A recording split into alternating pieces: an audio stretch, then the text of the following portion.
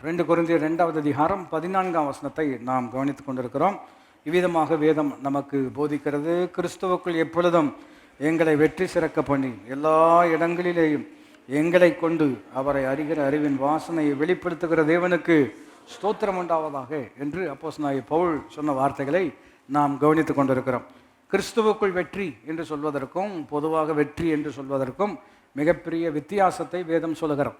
உலகத்தில் வெற்றி என்று எதை சொல்லுகிறார்கள் என்று ஒரு கேள்வியை எழுப்புவோம் என்று சொன்னால், நான் நினச்சதை என்னால் செய்ய முடியும், செஞ்சு முடிச்சிருக்கிறேன், ஆகையினால அது வெற்றி என்று அவர்கள் சொல்லுகிறார்கள். அதை தவறாக நாம் சொல்லாதபடிக்கு, நான் நினச்சதை செய்யணும், நான் நினச்சதை வாங்கணும், நான் நினச்ச இடத்துக்கு போகணும், நான் என்ன நினைக்கிறேனோ அதை நான் செய்யணும், அதெல்லாம் செய்ய முடிஞ்சிச்சு அப்படின்னு சொன்னால், I have the freedom and I am also victorious, எனக்கு சுதந்திரமும் இருக்கிறது, அது வெற்றியாகவும் நான் பார்க்கிறேன் என்று சொல்கிறார். ஆனால் கிறிஸ்தவத்துக்குள்ளே நம்ம வரும்பொழுது நாம் நினைத்ததை செய்வதை பார்க்கிலும் அவர் நினைத்ததை செய்வது தான் நமக்கு வெற்றியாக இருக்கிறது. ஏன் நான் நினைச்சதை செஞ்சால் என்ன தவறு அப்படின்னு நீங்கள் கேட்கலாம். பைபிள் எப்படி நமக்கு அற்புதமாக போதிக்கிறது என்று கேட்டால், நம்முடைய நினைவுகளை பார்க்கிலும் நம்முடைய திட்டங்களை பார்க்கிலும் நாம் நினைத்ததை பார்க்கிலும் அவர் நம்மை குறித்து வைத்திருக்கிற நினைவுகள் உயர்ந்ததாகவும் சிறந்ததாகவும் இருக்கிறபடினால, நான் நினைத்ததை செய்வதை பார்க்கிலும் அவர் எனக்கு நினைத்து வைத்திருக்கிறதை செய்வது தான் வெற்றியாக இருக்கிறது என்பதை எளிமையாக நம்ம விளங்கிக் கொள்ளலாம். ஆகினால்தான் பைபிள் சொல்லுகிறது, என் நினைவுகள் உன் நினைவுகள் அல்ல, என் வழிகள் உன் வழிகளும் அல்ல. அதனுடைய எளிமையான பேராஃப்ரைஸ் எப்படி இருக்குது என்று கேட்டால், I don't think like you think and I don't work like you work. நீங்கள் யோசிக்கிற மாதிரி நான் யோசிக்கிறதும் கிடையாது, நீங்கள் செயல்படுகிற விதமாக நான் செயல்படுவதும் இல்லை.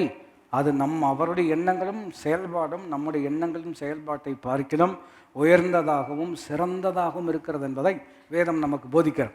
அப்படி என்றால் அந்த உயர்ந்த சிறந்த எண்ணத்தை நாம் செயல்படுத்துவது தான் கிறிஸ்துவுக்குள் நமக்கு இருக்கக்கூடிய மிகப்பெரிய வெற்றி. அதை எப்படி ஆண்டவர் நமக்கு உதவி செய்கிறார் என்று ஒரு கேள்வி கேட்கும் பொழுது தான் அப்போஸ்தலனாகிய பவுல் கலாத்தியர் 2:20 சொல்கிறாரு, இனி ஜீவிப்பது நான் அல்ல, இயேசுவே என்னில் என்ன செய்கிறார், ஜீவிக்கிறார் அப்படின்னு சொல்கிறார். அப்படின்னு என்ன அர்த்தம்? எப்படி அன்றாட வாழ்க்கையில் அது செயலாக்கத்துக்குள்ளே வருகிறது என்று ஒரு கேள்வி கேட்போம் என்று சொன்னால், நம்முடைய தீர்மானங்கள் இல்லையா, நம்முடைய திட்டங்கள் இவைகளை செயல்படுத்த வரும் பொழுது நாம் நினச்ச மாதிரி செய்கிறோமா, அவர் நினச்ச மாதிரி நம்ம செய்யணுமா, இல்லையா, அவருடைய சித்தம் என்ன என்பதை புரிந்து செயல்படக்கூடிய ஒரு வாழ்க்கை தான் கிறிஸ்தவ வாழ்க்கையாக இருக்கிறதை வேதம் நமக்கு தெளிவாக போதிக்கிறோம்.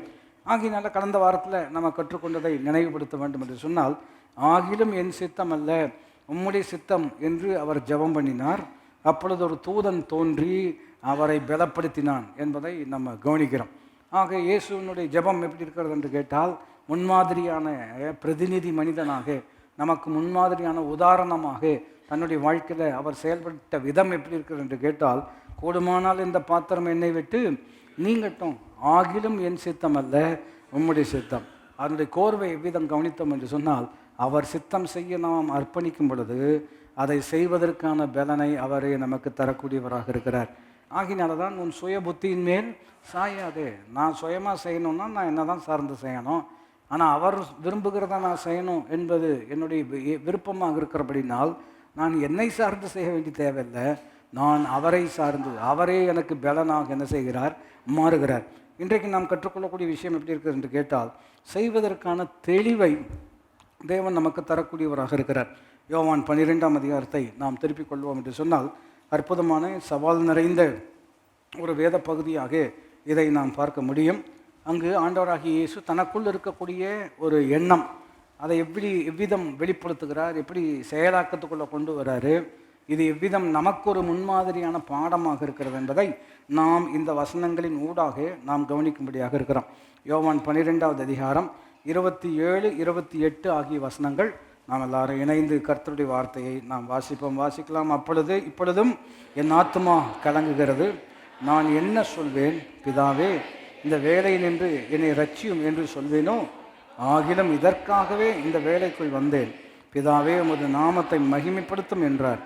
அப்பொழுது மகிமைப்படுத்தினேன், இன்னமும் மகிமைப்படுத்துவேன் என்கின்ற சத்தம் வானத்திலிருந்து என்ன செய்கிறது, உண்டாயிருக்கிறோம். இந்த வசனம் வாசிக்கும் பொழுது இதற்காக நம்ம நன்றி செலுத்த வேண்டும்.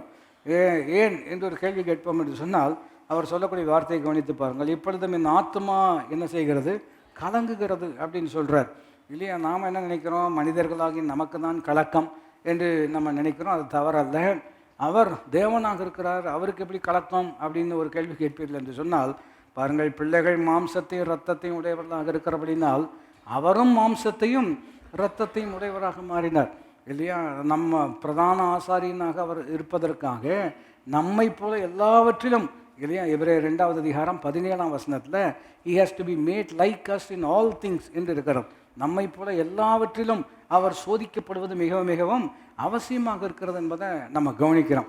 அப்போ எல்லா பிரச்சனைகளுக்கும் ஒரு கோணத்தில் கவனிப்போம் என்று சொன்னால் பாவம்தான் வேறாக இருக்கிறது. அப்போ பாவம்தான் பாருங்கள், கலக்கத்துக்கு அது காரணமாக இருக்கிறது, வியாதிக்கு காரணமாக இருக்கிறது என்று நாம் புரிந்து கொள்வோம் என்று சொன்னால், அப்போ இவருக்கு கலக்கம் வந்ததுக்கு என்ன காரணம் அப்படின்னு ஒரு கேள்வி கேட்பது நியாயமான ஒரு கேள்வியாக இருக்கிறோம்.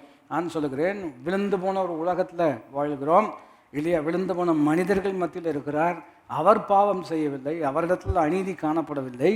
ஆனால் அந்த இப்படிப்பட்ட சூழ்நிலை நிமித்தமாகவே வரக்கூடிய அழுத்தங்கள் இருக்கிறத நம்ம கவனிக்க முடியும். நான் மூழ்க வேண்டிய ஒரு ஞான ஸ்நானம் உண்டு, அது முடியும் வரைக்கும் நான் மிகவும் என்ன செய்யப்படுகிறேன், நெருக்கப்படுகிறேன் என்று அவர் சொல்கிறத எதை நமக்கு போதிக்கிறது என்று கவனித்து பார்ப்போம் என்று சொன்னால், அவர் மனிதனாக இருக்கும் பொழுது மனுஷனுக்கு வரக்கூடிய பிரச்சனைகளை அவருக்கும் வந்திருக்கிறது. ஆனால் தேவ மனிதனாக அவர் ஜெயித்தது போல உங்களையும் என்னையும் ஜெயிக்க வைக்க அவர் வல்லமுள்ள தேவனாக இருக்கிறார். நீங்கள் நானும் ஒரு வகையில் சராசரி மனிதர்கள் தான். ஆனால் அதே சமயத்தில் தேவன் மேல், இயேசுவின் மேல் நம்பிக்கை வைத்திருப்பதின் விளைவு நீங்கள் சராசரி மனிதர் மாத்திரமல்ல, நீங்கள் தேவ மனிதனாக இருக்கிறீர்கள். ஆகினால கிறிஸ்து ஜெயித்தது போல உங்களுக்கும் எனக்கும் ஜெயம் கொடுக்க அவர் எப்படிப்பட்டவராக இருக்கிறார், வல்லவராக இருக்கிறார். அப்போ என்னுடைய ஆத்மா கலங்குகிறது என்று சொல்கிறார். 3 முக்கியமான வார்த்தைகளை நான் அங்கு சொல்லும்படியாக விரும்புகிறேன். ஒன்று, என்ன சொல்வேன் அப்படின்னு சொல்கிறார். சொல்லுங்கள், என்ன சொல்வேன் அப்படிங்கிறார். 2வது, சொல்வேனோ அப்படின்னு சொல்கிறார். 3வது 28ஆம் வசனத்தில் ஆங்கில மொழிபெயர்ப்பு எப்படி வருகிறது என்று சொன்னால் இல்லையா, what shall I say this அப்படின்னு இருக்கிறது, ராதர் ஐ வில் சே அப்படின்னு இருக்கிறது. என்ன சொல்வேன் என்று இருக்கிறது, இப்படி சொல்வேனோ அப்படின்னு இருக்கிறது. கடைசியாக எப்படி முடிக்கப்படுகிறது என்று கேட்டால், இல்லை இப்படி தான் நான் சொல்லுவேன் என்று அற்புதமான ஒரு தெளிவுக்குள்ளதாக வருகிறத நம்ம கவனிக்க முடியும். இப்போ இன்றைக்கும் நமக்குடைய சூழ்நிலை இருக்கிறது அல்லவா, என்ன செய்வேன், என்ன சொல்வேனுங்கிறது சில நேரம் நம்முடைய வாழ்க்கையில் என்ன செய்வேன் என்ன இருக்கிறது, இப்படி செய்யலாமா அப்படின்னு ஒரு எண்ணம் வருகிறது, ஏன் அப்படி செய்யக்கூடாதா அப்படின்னு இன்னொரு ஆப்ஷன் வருகிறது. இன்னொருவரை பார்க்கும் பொழுது அவங்க இப்படியெல்லாம் செஞ்சுருக்கிறாங்களே அப்படின்னு ஒரு எண்ணம் வருகிறது. மீடியா டாமினேட்டட் வேர்ல்டில் இருக்கிறோம். ஆகினால இப்போ எது கேட்டாலும் எதை செய்ய முற்பட்டாலும் உடனே போய் சாட் ஜிபிடிட்ட ஆலோசனை கேட்டதுக்கப்புறம் தான் இப்போ அப்படி சிலர் அப்படி மாறிட்டாங்க. எது கேட்டாலும் எங்கே போய் கேட்டுறாங்க, உடனே போய் சாட் ஜிபிடியில் கல்யாணம் பண்ணலாமா முடிந்தாய் அப்படின்னு பதில் வருகிறது. நான் சொல்ல விளங்கொள்ள முடிகிறதா, எல்லாத்துக்கும் அங்கே போய் கேட்குறது. மறுபடியும் அது ஒரு ப்ரோக்ராம்டு தானே இல்லையா? ஆர்டிஃபிஷியல் இன்டெலிஜென்ஸுக்கும் ஆல்மைட்டிக்கும் வித்தியாசம் இருக்கிறது அல்லவா? நான் சொல்ல விளங்கொள்ள முடிகிறதா? அதை விதம் உங்களுக்கு உதாரணப்படுத்தி இருக்கிறேன். அதாவது அதுக்கு நிறைய விஷயம் தெரியும், ஆனால் உங்களை தெரியாது. நான் சொல்ல விளங்கொள்ள முடிகிறது, அதுக்கு நிறைய விஷயம் தெரியும், ஆனால் உங்களை முற்றிலுமாக என்ன செய்யாது, கேட்ட கேள்விக்கு என்ன கொடுக்கும், பதில் கொடுக்கும். நீங்கள் ஆண்டவர்கிட்ட பேசும் பொழுது நீங்கள் கேட்காத கேள்வி மனசில் வச்சுட்டு வெறும் கேட்கணுங்கிறதுக்காக கேட்குறீங்கல்லவா, ஆண்டவரே உங்களுடைய சித்தம் செய்யணும் தான் விருப்பம், ஆனால் உள்ள மனசில் விருப்பமே இல்லை. நான் சொல்வதையும் விளங்கிக்கொள்ள முடிகிறதா? இதெல்லாம் யாருக்கு நன்றாக தெரியும், அவருக்கு நன்றாக தெரியும். அப்போ என்ன செய்யலாம், இப்படி செய்யலாமா இல்லையா, ஏன் இப்படி செய்யக்கூடாதா? அப்போ மற்றவங்க சொல்கிறாங்க, ஏன் இப்போ நாங்கள்லாம் இப்படி செஞ்சு நாங்களாம் நல்லா இல்லையா, ஏன் உங்களுக்கு மாத்திரம்தான் வினோதமாக இருக்கிறதா அப்படின்னு ஒரு கேள்வி கேட்குறாங்க. இப்படிப்பட்ட சூழ்நிலையின் மத்தியில் நான் என்ன சொல்வேன், இப்படி சொல்வேனோ, இப்படி தான் சொல்ல போகிறேன், இப்படி தான் செய்ய போகிறேன், என்ன செய்ய போகிறேன் என்று கேட்டால், பிதாவே உமது நாமத்தை என்னுடைய வாழ்க்கையில் நீர் என்ன செய்ய வேண்டும், மகிமைப்படுத்த வேண்டும் என்று சொல்கிறார். அப்போ தேவ சித்தம் செய்ய வேண்டும் என்று வரும் பொழுது நமக்கு இருக்கக்கூடிய ஒரு முக்கிய சவால் என்னவென்று கேட்டால் ஆப்ஷன் இருக்கிறது. ஆப்ஷன் சொல்லும் பொழுது செய்யவும் முடியும், செய்யாமல் இருக்கவும் முடியும். இது ஒரு வகையில் சுதந்திரமாக இருக்கலாம், இன்னொரு வகையில் இது ஒரு பிரச்சனையாக சவாலாக இருப்பதற்கும் என்ன இருக்கிறது, வாய்ப்பாக இருக்கிறோம். அப்போ நமக்கு வாய்ப்பே இல்லை, அதாவது இப்போ நம்ம ஊரில் அடிக்கடி சொல்கிறாங்க இல்லையா, சான்ஸே இல்லை அப்படிம்பாங்க, வாய்ப்பே இல்லை அப்படி இருந்துச்சுன்னா பிரச்சனை இல்லை. அதாவது நோ ஆப்ஷன்ஸ், அதாவது வேறு வழியே கிடையாது, அதனால் இந்த வழியில் தான் போகணும் அப்படின்னா நம்ம பாட்டுக்கு என்ன செய்வோம், போவோம். ஆனால் அப்படி இல்லையே. இப்போ உதாரணத்தை எளிமைப்படுத்த வேண்டும் என்று சொன்னால், நம்முடைய ஆலயத்தில் 3 வாசல் இருக்கிறது, ஒரு லிஃப்ட் இருக்கிறது. நீங்கள் எந்த வழியெல்லாம் வேண்டும் என்றாலும் என்ன செய்யலாம், போகலாம். இப்போது லிஃப்ட்டும் கிடையாது, 3 கதவும் இல்லை அப்படின்னு சொன்னோம்னா போனால் நான் சொல்கிறது விளங்கிக் கொள்ள முடிகிறதா? அப்படின்னா ரொம்ப வித்தியாசம். இப்போ நம்ம எல்லோரும் பரீட்சை எழுதி தானே ஸ்கூல்லலாம் படித்து பாஸ் ஆகி வந்திருக்கிறோம், காலேஜில் பரீட்சை எழுதியிருக்கிறோம், இப்போ வாழ்க்கையில் பரீட்சை எழுதிட்டு இருக்கிறோம். வேறு ஒன்றும் இல்லை. நான் சொல்கிறது உங்களுக்கு புரிகிறதா? அப்போ ஸ்கூலில் படிக்கிற காலத்தில் கொஸ்டின் பேப்பரில் இப்படி ஒரு ஆப்ஷன் கொடுத்துருப்பாங்க, ஹெட்டிங் கொடுத்துருப்பாங்க, தலைப்பு எப்படி இருக்கிறது என்று கேட்டால், பாருங்கள், பின்வரும் கேள்விகளுக்கு பதில் எழுதுக, பின்வரும் கேள்விகளுக்கு பதில் எழுதுக அப்படின்னு ஒரு போர்ஷன் இருக்கிறது. அடுத்த செக்ஷன் போர்ஷன் எப்படி வருகிறது என்று கேட்டால், பின்வரும் கேள்விகளில் ஏதாகிலும் ஒன்றிற்கு பதில் எழுதுக அப்படின்னு இருக்கிறது. நல்லா கவனிக்கணும் இல்லையா? இப்போ ஸ்கூலில் இருக்கிற மாதிரி தான் உங்களுக்கு ஃபீல் ஆகும். பின்வரும் கேள்விகளுக்கு பதில் எழுதுக, பின்வரும் கேள்விகளில் ஏதாகிலும் ஒன்றிற்கு பதில் எழுதுக. இது ரெண்டில் எது ஈஸின்னு நினைக்கிறீங்க? பின்வரும் கேள்விகளுக்கு பதில் எழுதுன்னு ஈஸியா, ஏதாகிலும் ஒன்றுக்கு பதில் எழுதுறது ஈஸியா?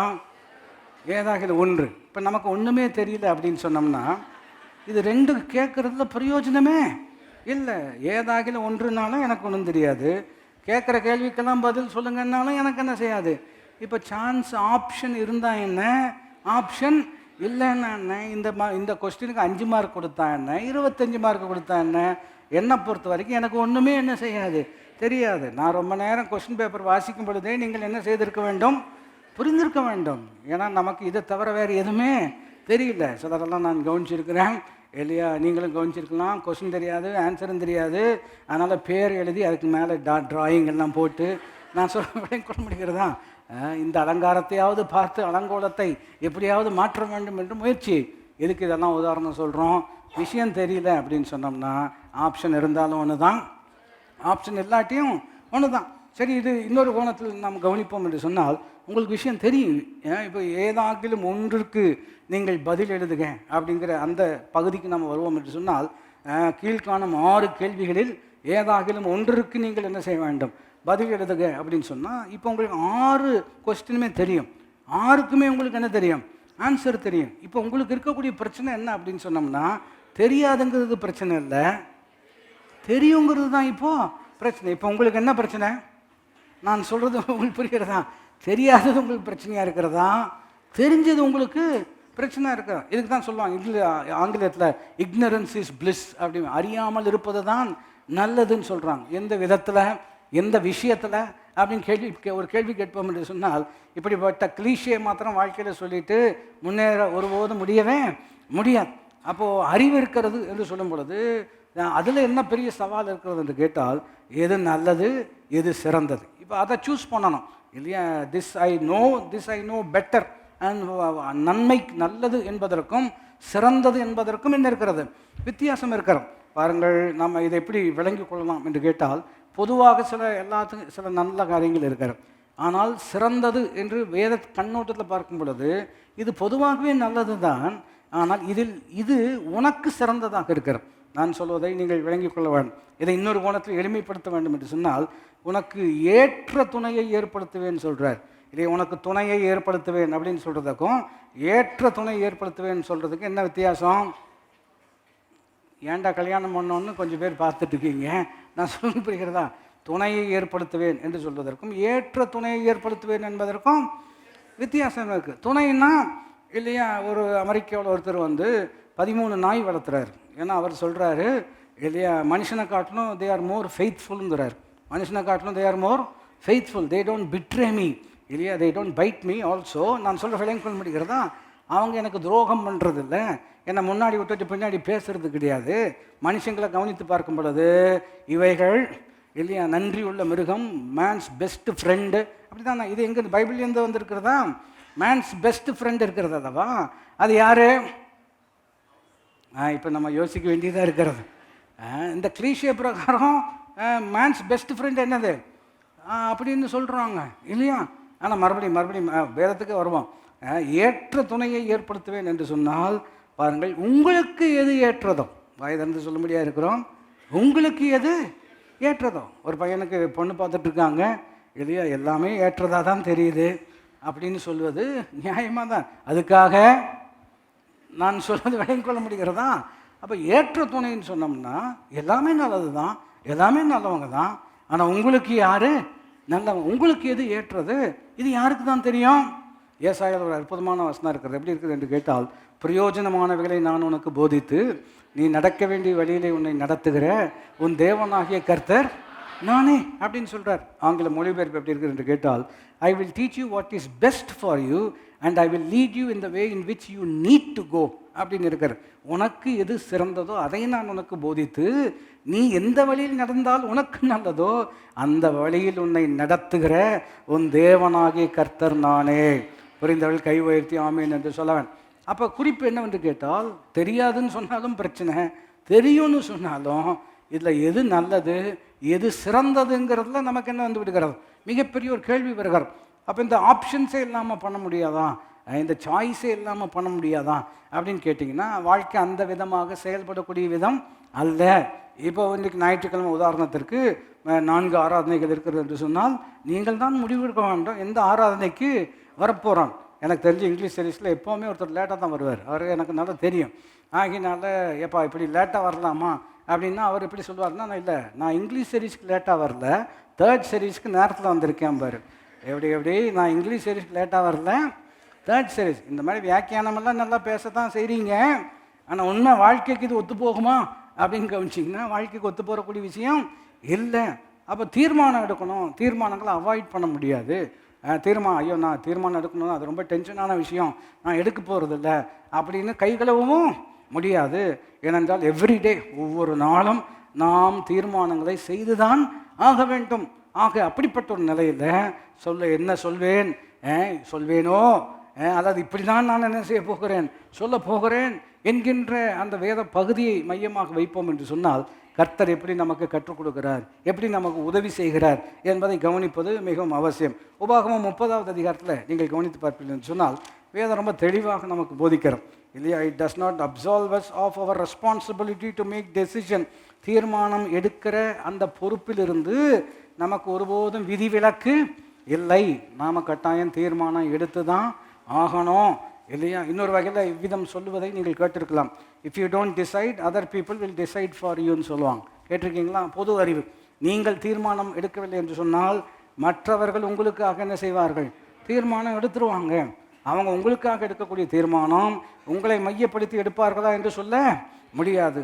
அவர்களை நினைத்து எடுப்பதற்கு தான் அதிக வாய்ப்பு இருக்கிறது. உதாரணத்துக்கு சொல்லணும் அப்படின்னா, பல முறை உங்களுக்கு சொல்லியிருக்கிறேன். ஹோட்டலுக்கு போகிறீங்க, உங்கள் வீட்டில் தான் இருக்கிறீங்க, உங்கள் குடும்பத்தோடு தான் போயிருக்கிறீங்க, என்ன சாப்பிட்றீங்கன்னு கேட்க, எதையோ ஒன்று சொல்லு அப்படின்னு நீங்கள் ஏதோ ஒரு மூடில் சொல்லிட்டீங்க. அவங்களும் எதையோ ஒன்று சொல்லிட்டாங்க. வந்தோடனே இதையா சொன்னேன் அப்படின்னு சொன்னோம்னா, அதை தான் கேட்டோம் இல்லையா? உங்களுக்கு என்ன வேணும்னு கேட்கும்போது நீங்கள் என்ன சொன்னீங்க? எதையோன்னு சொல்லுங்க. நீங்கள் நான் எனக்கு பிடிச்சது சொல்லியிருக்கிறேன்.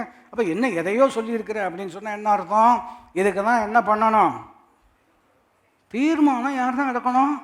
நம்ம தான் எடுக்கணும். நீங்கள் தீர்மானம் எடுக்கலை அப்படின்னு சொன்னால், நான் உங்களுக்கு சொன்னது போல் வேறு யாரோ ஒருவர் உங்களுக்கு தீர்மானம் எடுக்கக்கூடிய நிலைமையில் என்ன செய்வார்கள்? அவங்களுக்கு உங்களுக்காக தீர்மானம் எடுக்கணுங்க விருப்பமெல்லாம் ஒன்றும் கிடையாது. வேறு வழியில் நிர்பந்தத்தில் அவங்களையும் கோத்துவிட்ட மாதிரி சில நேரங்களில் வாழ்க்கை போய்விடுகிறோம். ஆனால் பைபிளில் நம்ம கவனித்து பார்க்கும் பொழுது ஒவ்வொருவருடைய ஆத்மாவுக்கு அவர்கள் தான் உத்தரவாதம். உங்கள் ஆத்மாவுக்கு யார் தான் பொறுப்பு? நீங்கள் தான் பொறுப்பு. ஏன் ஆத்மாவுக்கு யார் தான் பொறுப்பு? பக்கத்தவங்க பார்த்தவங்க நீங்கள் தான் பொறுப்பு இல்லையா? இந்த பொறுப்பை நம்ம தட்டி கழிக்க முடியவே முடியாது. ஆறுதலுக்காக அவங்கனால ஆச்சுங்க, இவங்கனால ஆச்சு, இவங்க அப்படி பண்ணிட்டாங்க, அவங்க அப்படி பண்ணிட்டாங்க அப்படின்னு சொல்லலாம். அவங்க அப்படி பண்ணுற வரைக்கும் நீங்கள் என்ன பண்ணிட்டு இருந்தீங்க அப்படின்னு ஒருவர் கேள்வி கேட்டால் என்ன பதில் சொல்ல முடியும்? நான் சொல்கிறதை விளங்கிக் கொள்ள முடிகிறதா? அப்போ வேதம் எவ்விதம் நமக்கு போதிக்கிறது இது கவனிப்போம் என்று சொன்னால், உபாகம புஸ்தகம் 30வது அதிகாரத்தில் 19, 20 ஆகிய வசனங்களை நாம் கவனிக்கும்படியாக இருக்கிறோம். 19 முதலாவது கவனிப்போம் என்று சொன்னால், ஆண்டவர் ரொம்ப அற்புதமாக சொல்லுவார். இதுதான் மோசேயுடைய கடைசி பிரசங்கம்னு சொல்லுவாங்க.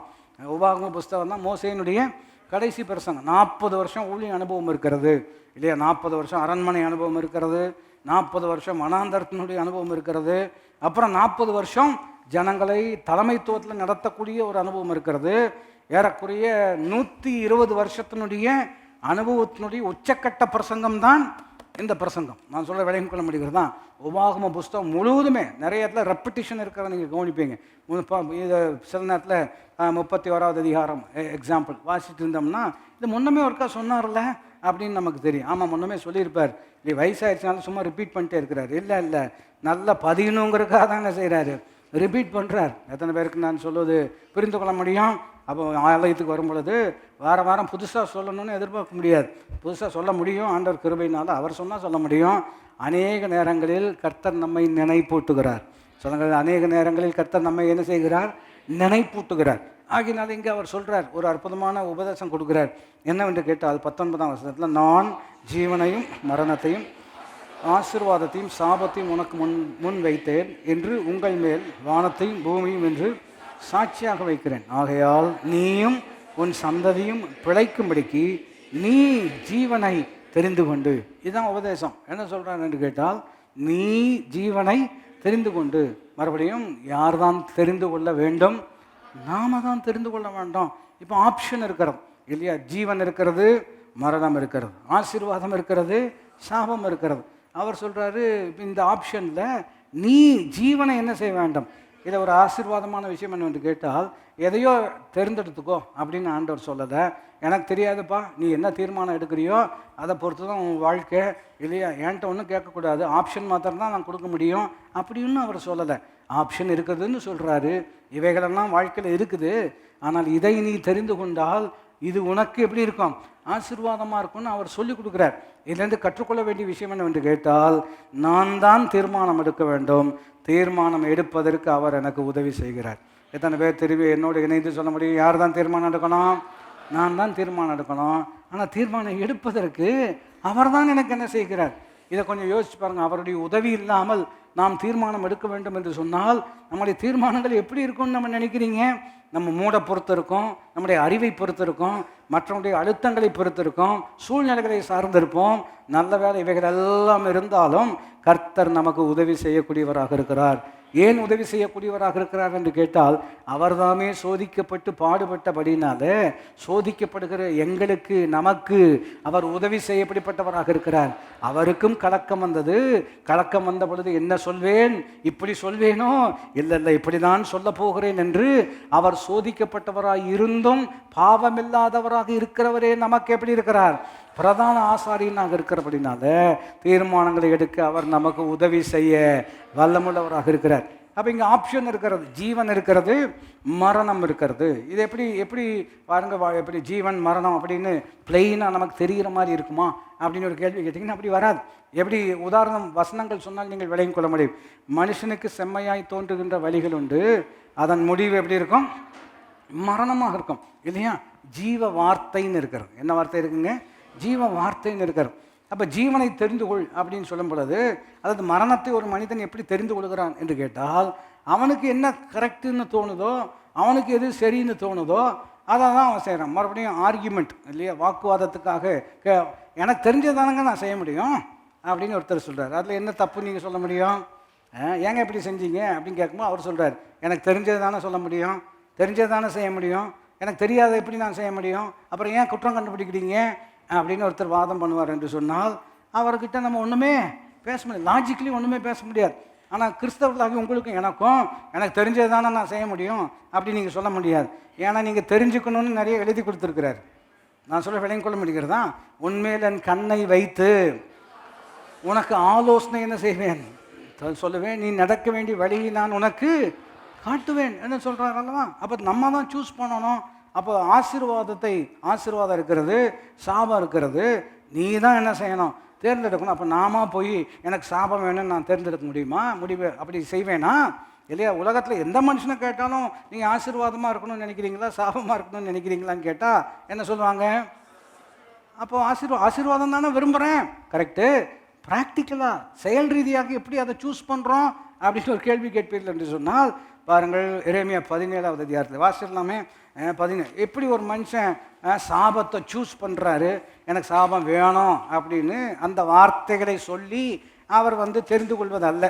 மாறாக வசனத்தினுடைய விளக்கங்களை நீங்கள் கவனிப்பீர்கள் என்று சொன்னால், எரேமியா புஸ்தகத்தில் 17ஆவது அதிகாரத்தில் நீங்கள் கவனிப்பீர்கள் என்று சொன்னால் அங்கு 5ஆம் வசனத்தில் இவ்விதமாக இருக்குது. எப்படி ஒரு மனுஷன் சாபத்தை சூஸ் பண்ணுறாரு அப்படின்னு கேட்டிங்கன்னா 5ஆம் வசனத்தை கவனித்து பாருங்கள். மனுஷன் மேல் நம்பிக்கை வைத்து மாம்சமானதை தன் புயபலமாக்கி கொண்டு கர்த்தரை விட்டு விலகுகிற இறுதியுமுள்ள மனுஷன் அப்போ எப்படி சாபத்தை சூஸ் பண்ணுறாரு கவனிச்சிங்களா? ரொம்ப அற்புதமான வழிமுறைகள் அங்கே சொல்லப்படுகிறது.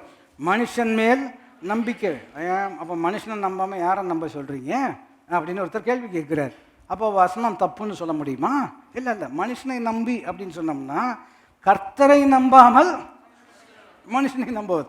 இப்போ நம்ம எல்லாருமே நம்பி தான் ஆகணும். இப்போ உதாரணத்துக்கு நீங்கள் ஆராதனை முடிஞ்சு பஸ்ஸில் போகக்கூடிய ஒரு நபராக இருப்பீர்கள் என்று சொன்னால் யாரை நம்பி பஸ்ஸில் ஏறி உட்காடுறீங்க? அவர் உங்களுக்கு தெரியுமா?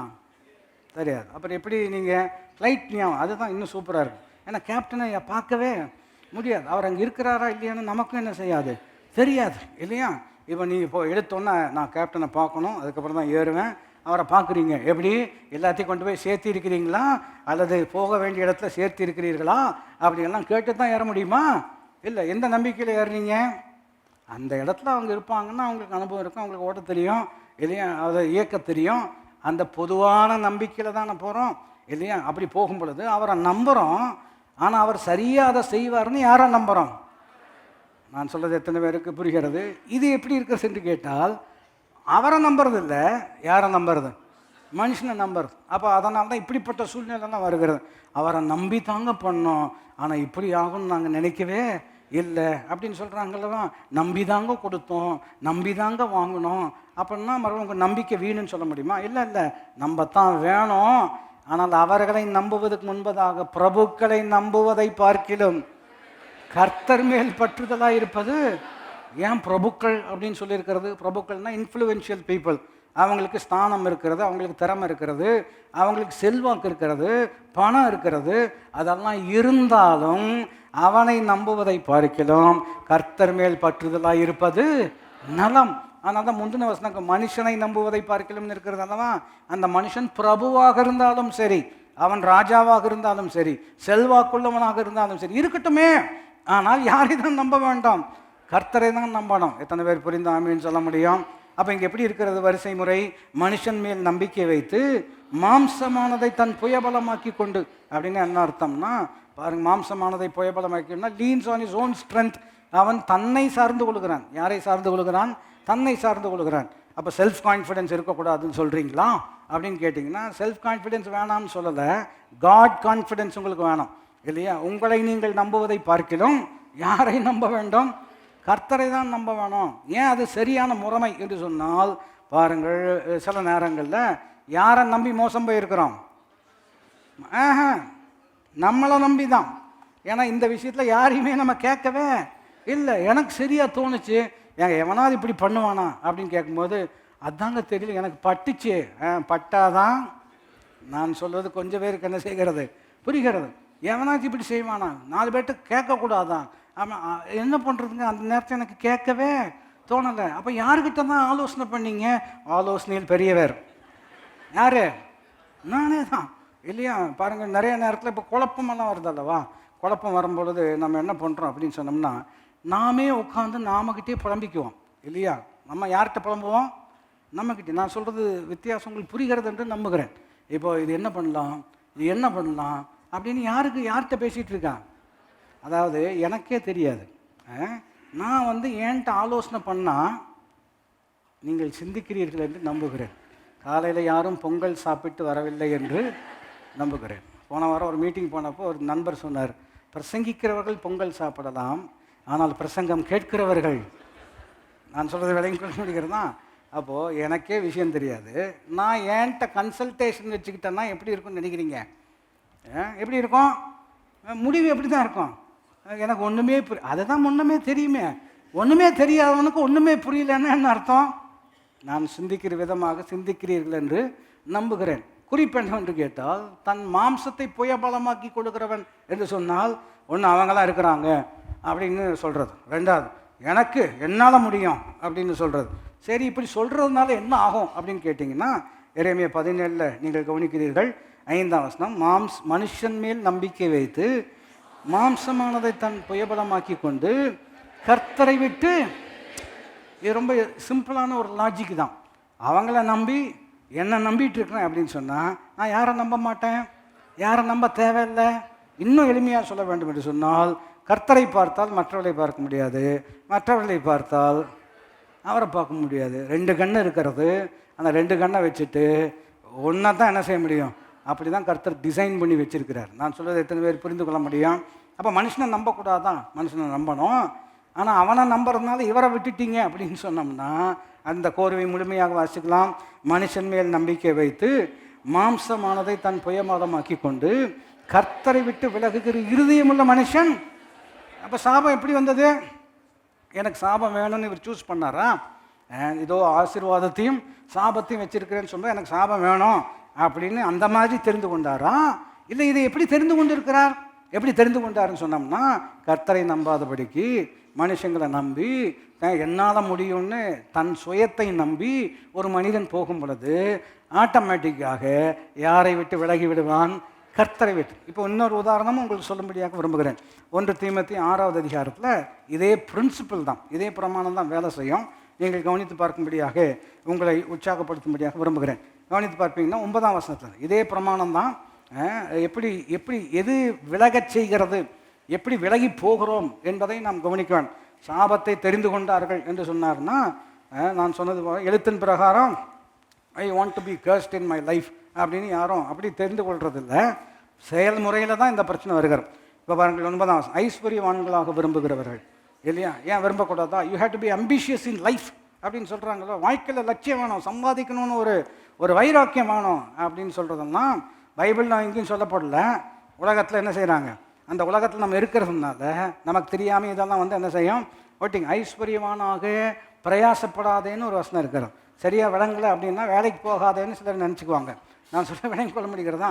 ஐஸ்வர்யவானாக பிரயாசப்படாதே, சுய புத்தியின் மேல் சாராதே அப்படின்னு முழுமையாக வாசிச்சிங்கன்னா ஐஸ்வர்யத்தை சம்பாதிப்பதற்காக கர்த்தரை சாராதபடிக்கு சுயத்தை என்ன செய்ய வேண்டாம்? சார்ந்து கொள்ள வேண்டாம். ஏன் அப்படி சார்ந்து கொள்ள வேண்டாம் என்று கேட்டால் ஐஸ்வர்யத்தை சம்பாதிப்பதற்கான பலனை கர்த்தர் தரக்கூடியவராக இருக்கிறார். ஐஸ்வர்யமும் கனமும் அவரால் உண்டாயிரு. அப்போ அவரை விட்டுட்டோங்கிற பொழுது தான் இந்த ஆசீர்வாதத்திலேருந்து எதுக்குள்ளே போய் மாட்டிக்கிறோம்? சாபத்துக்குள்ளே போய் மாட்டிக்கிறோம். செயலாக்கத்தில் தான் நமக்கு அது வெளிப்படுகிறது. 9ஆம் வசனம், ஐஸ்வர்யவான்களாக விரும்புகிறவர்கள் சோதனையிலும் கண்ணியிலும் மனுஷரை கேட்டிலும் அழிவிலும் அமிழ்த்துகிற மதிகேடும் சேதமுமான நிறைய லிஸ்ட்டாக சொல்கிறாங்க இல்லையா? அதாவது தவறான முறையில் அடையணும்னு தீர்மானம் எடுத்துட்டிங்கன்னா தப்பான விஷயத்தில் போய் என்ன செஞ்சுக்குவோம்? மாட்டிக்குவோம். நான் சொல்வது எத்தனை பேருக்கு புரிகிறது? நீங்கள் நிறுத்தி கவனித்து பார்த்தீங்கன்னா ஐஸ்வர்யவான்களாக விரும்புகிறவர்கள் சோதனை கண்ணின்னு என்ன உங்களுக்கு புரிகிறதா? எளிமையாக சொல்லணும்னா ட்ராப்புன்னு அர்த்தம். ட்ராப்புன்னு சொன்னால் மறுபடியும் சிம்பிளான லாஜிக்கு தான். இப்போ ஒரு மிருகத்தை நீங்கள் பிடிக்க வேண்டும் என்று விரும்பினால் அதுக்கு கண்ணி வைக்கிறீர்கள், வலை வைக்கிறீர்கள். அது வலை வைக்கும்போது அது பார்க்குற மாதிரி வைக்கணுமா, அது பார்க்காத மாதிரி வைக்கணுமா? அப்போ உங்களுக்கு வரக்கூடிய கண்ணி இருக்கிறது அல்லவா, அது பார்க்குற மாதிரி இருக்குமா, பார்க்காத மாதிரி இருக்குமா? ஏன் அதில் போய் மாட்டிக்கிறோம்? அதான் பார்க்காம போகிறோம் அல்லவா? நான் சொல்கிறேன், உங்களுக்கு புரிகிறதா? ஏன் இப்படி? அப்போ சில நேரத்தில் அப்படியே ஒருத்தர் என்னத்தையோ யோசிச்சு போய் டபக்குன்னு டிச்சுக்குள்ளே கால் வந்துட்டாருன்னு வச்சுக்கோங்களேன். அப்போ பக்கத்தில் ஏங்க டிச்சு இருக்கிறது, போன வருஷமும் இந்த டிச்சு இங்கே தான் இருந்தது, நம்ம ஊரில் டிச்சு எப்போவுமே, நான் சொல்கிறேன் விலையும் கொள்ள முடிகிறதா தெரியாதா அப்படின்னு சொன்னோம்னா என்னமோ நினச்சி இங்கே வந்துட்டோம். நான் சொல்ல விலையும் கொள்ள முடிகிறதா? அப்போ குறிப்பின்னு கேட்டால் ஒரு இச்சை இருக்கிறது, ஒரு ஸ்ட்ராங் டிசைர், அதை அடையணுங்கிற ஒரு இச்சை இருக்கிறது. அது தேவன் கொடுக்க முடியும் என்கிறதை விளங்கி கொள்ளாமல் இருப்போம் என்று சொன்னால் என்ன செய்வேன்? இப்படி செய்வேனோ, ஏன் செஞ்சு பார்த்தா என்ன அப்படிங்கிற ஒரு ஆப்ஷனுக்குள்ளே போயிடுவோம். நான் சொல்கிறது எத்தனை பேருக்கு புரிகிறது? இல்லை அப்படி செய்யணும்னு அவசியம் கிடையாது இல்லையா? நாம் அனுபவிப்பதற்காக சகலவித நன்மைகளையும் நமக்கு சம்பூர்ணமாய் கொடுக்குறார். இந்த 9, 10ஆம் வசனத்துலான பிரச்சனை இருக்கிறது. 17ஆம் வசனத்தில் தீர்வு இருக்கிறது. கவனிச்சு பார்த்தீங்களா? 17, 9, 10 வாசிச்சுட்டு வருவோமே, ஏன் அவசரப்படணும் இல்லையா? 9ஆம் வசனம், ஐஸ்வர்யவான்களாக விரும்புகிறவர்கள் சோதனை கண்ணி மனுஷரை கேடு இல்லையா? இந்த கேடுன்னு சொல்லும் பொழுது அவங்களுக்கு தீமை ஏற்படுத்தக்கூடிய ஒரு விஷயம். கேட்டிலும் அதுக்கப்புறம் அழிவிலும் அமிழ்த்துகிற மதிகேடும். மதிகேடு அப்படின்னு சொன்னோம்னா மதினா அறிவு, கேடுன்னா கெட்டு போச்சுன்னு அர்த்தம் இல்லையா? அப்போது யோசிக்காமல் செயல்படுறது, இப்படி போய் தவறான ஒரு தீர்மானத்துக்குள்ளே போகிறது. எங்கே போன வாரத்தில் எங்கேயோ யாரோ சொன்னது கேள்விப்பட்டேன், ஏன் எல்லாம் ஏமாத்துறவங்கெல்லாம் கோயம்புத்தூருக்கே வர்றாங்க அப்படின்னு சொன்னால், நீங்கள் சிலர் பார்த்துருக்கீங்க போல தெரியுது. அல்லவா? ஏமாந்து போகிறவங்க அதிகமாக இங்கே தான் இருக்கிறாங்க. கோயம்புத்தூரில் இருக்கிறாங்கன்னு நம்மளை தெரியாமல் சொல்கிறாங்க. நான் சொல்கிறது விலையும் கொள்ள முடிகிறது தான். ஏமா கோயம்புத்தூரில் இருக்கவங்க நல்லவங்க இல்லையா? ஒருத்தர் சொன்னார் மறுபடியும், அவர் வண்டி ஓட்டிகிட்டு ஒரு வண்டி போயிட்டுருக்கு, இவர் தப்பாக எங்கேயோ பேசி போய் உள்ளே விட்டார். விட்ட உடனே அவர் வெளியூருக்காரர் போல், கோயம்புத்தூருக்கு தான் ஃபஸ்ட் டைம் வந்திருக்கிறாரு, கோயம்புத்தூர்காரங்க எவ்வளோ நல்லவங்கன்னு சொல்கிறதுக்காக சொன்னார். விட்டோன்னே நம்மளை 4 கொடுப்பாங்கன்னு நினச்சேன், ஆனால் வண்டி ஓட்டுனவர் என் கண்ணு பார்த்து போகக்கூடாதா அப்படின்னாங்க. என் கண்ணு பார்த்து அந்த மாதிரி இருக்கிறவங்கள சரி இருக்கட்டும். நான் சொல்கிறது விளங்கிக் கொள்ள முடிகிறது தான். குறிப்பு என்னன்னு கேட்டோம்னா, அடுத்த வசனத்துக்கு வருவீங்கன்னா இங்கே தான் பிரச்சனை இருக்காது. பண ஆசை, ஐஸ்வர்ய ஆண்களாக விரும்புகிறவர்கள், ஆம்பிஷன் இருக்கிறது, முறைமை தப்பாக இருக்கிறது. பண ஆசை, ஆசைன்னு சொன்னோம்னா இல்லையா, சிலர் சொல்லுவாங்க பணம் தப்பு இல்லைங்க, பணம் ஆசை தான் தப்புன்னு சொல்லுவாங்க. எப்படி வகை இருப்பீங்க இல்லையா? பெரிய கேள்வியாக இருக்கிறது. பணம் பைபிளில் பார்க்கும் பொழுது எங்கெல்லாம் பொருளாதாரத்தை குறித்து சொல்லப்பட்டிருக்கிறதோ, வெறும் பொருளை குறித்து அங்கே சொல்லலை. பாருங்கள், நம்பிக்கையை குறித்து தான் சொல்லுகிறது. சொல்லுங்கள், எதை குறித்து சொல்லுகிறது? How much to you trust in that இல்லையா? தேவனை நம்புகிறீர்களா அல்லது பொருளை நம்புகிறீர்களா? பண ஆசை என்று சொன்னால் அதை விதம் சொன்னால் எளிமையாக இருக்கும். பணத்தை நம்புவது தான் எல்லா தீமைக்கும். ஏன் பணத்தை நம்பினா என்ன தப்பு? அது இருந்தால் தானே வேலை செய்ய முடியும் அப்படின்னு கேட்குற கேள்வி நியாயமாக இருக்கிறது. முழு வசனத்தை வாசிச்சிங்கன்னா தான் பைபிள் என்ன சொல்லுகிறதுங்கிறத விளங்கிக் கொள்ள முடியும். பணத்தை நம்புவது எல்லா தீமைக்கும் வேறாக இருக்கிறது. சிலர் அதை இச்சித்து எதை விட்டுருவார்கள். இங்கே தான் பிரச்சனை இருக்கிறது. நான் சொல்ல விளங்கிக் கொள்ள முடிகிறது தான். அவன் கர்த்தரை விட்டு விலகுகிற இருதயம் இருக்கிறது அல்லவா? ஏன் கர்த்தரை விட்டு இருதயம் விலகுச்சு? மனுஷனை நம்பி சுயத்தை சார்ந்துக்கிறான், அப்போ யாரை சார்ந்துக்க மாட்டான்?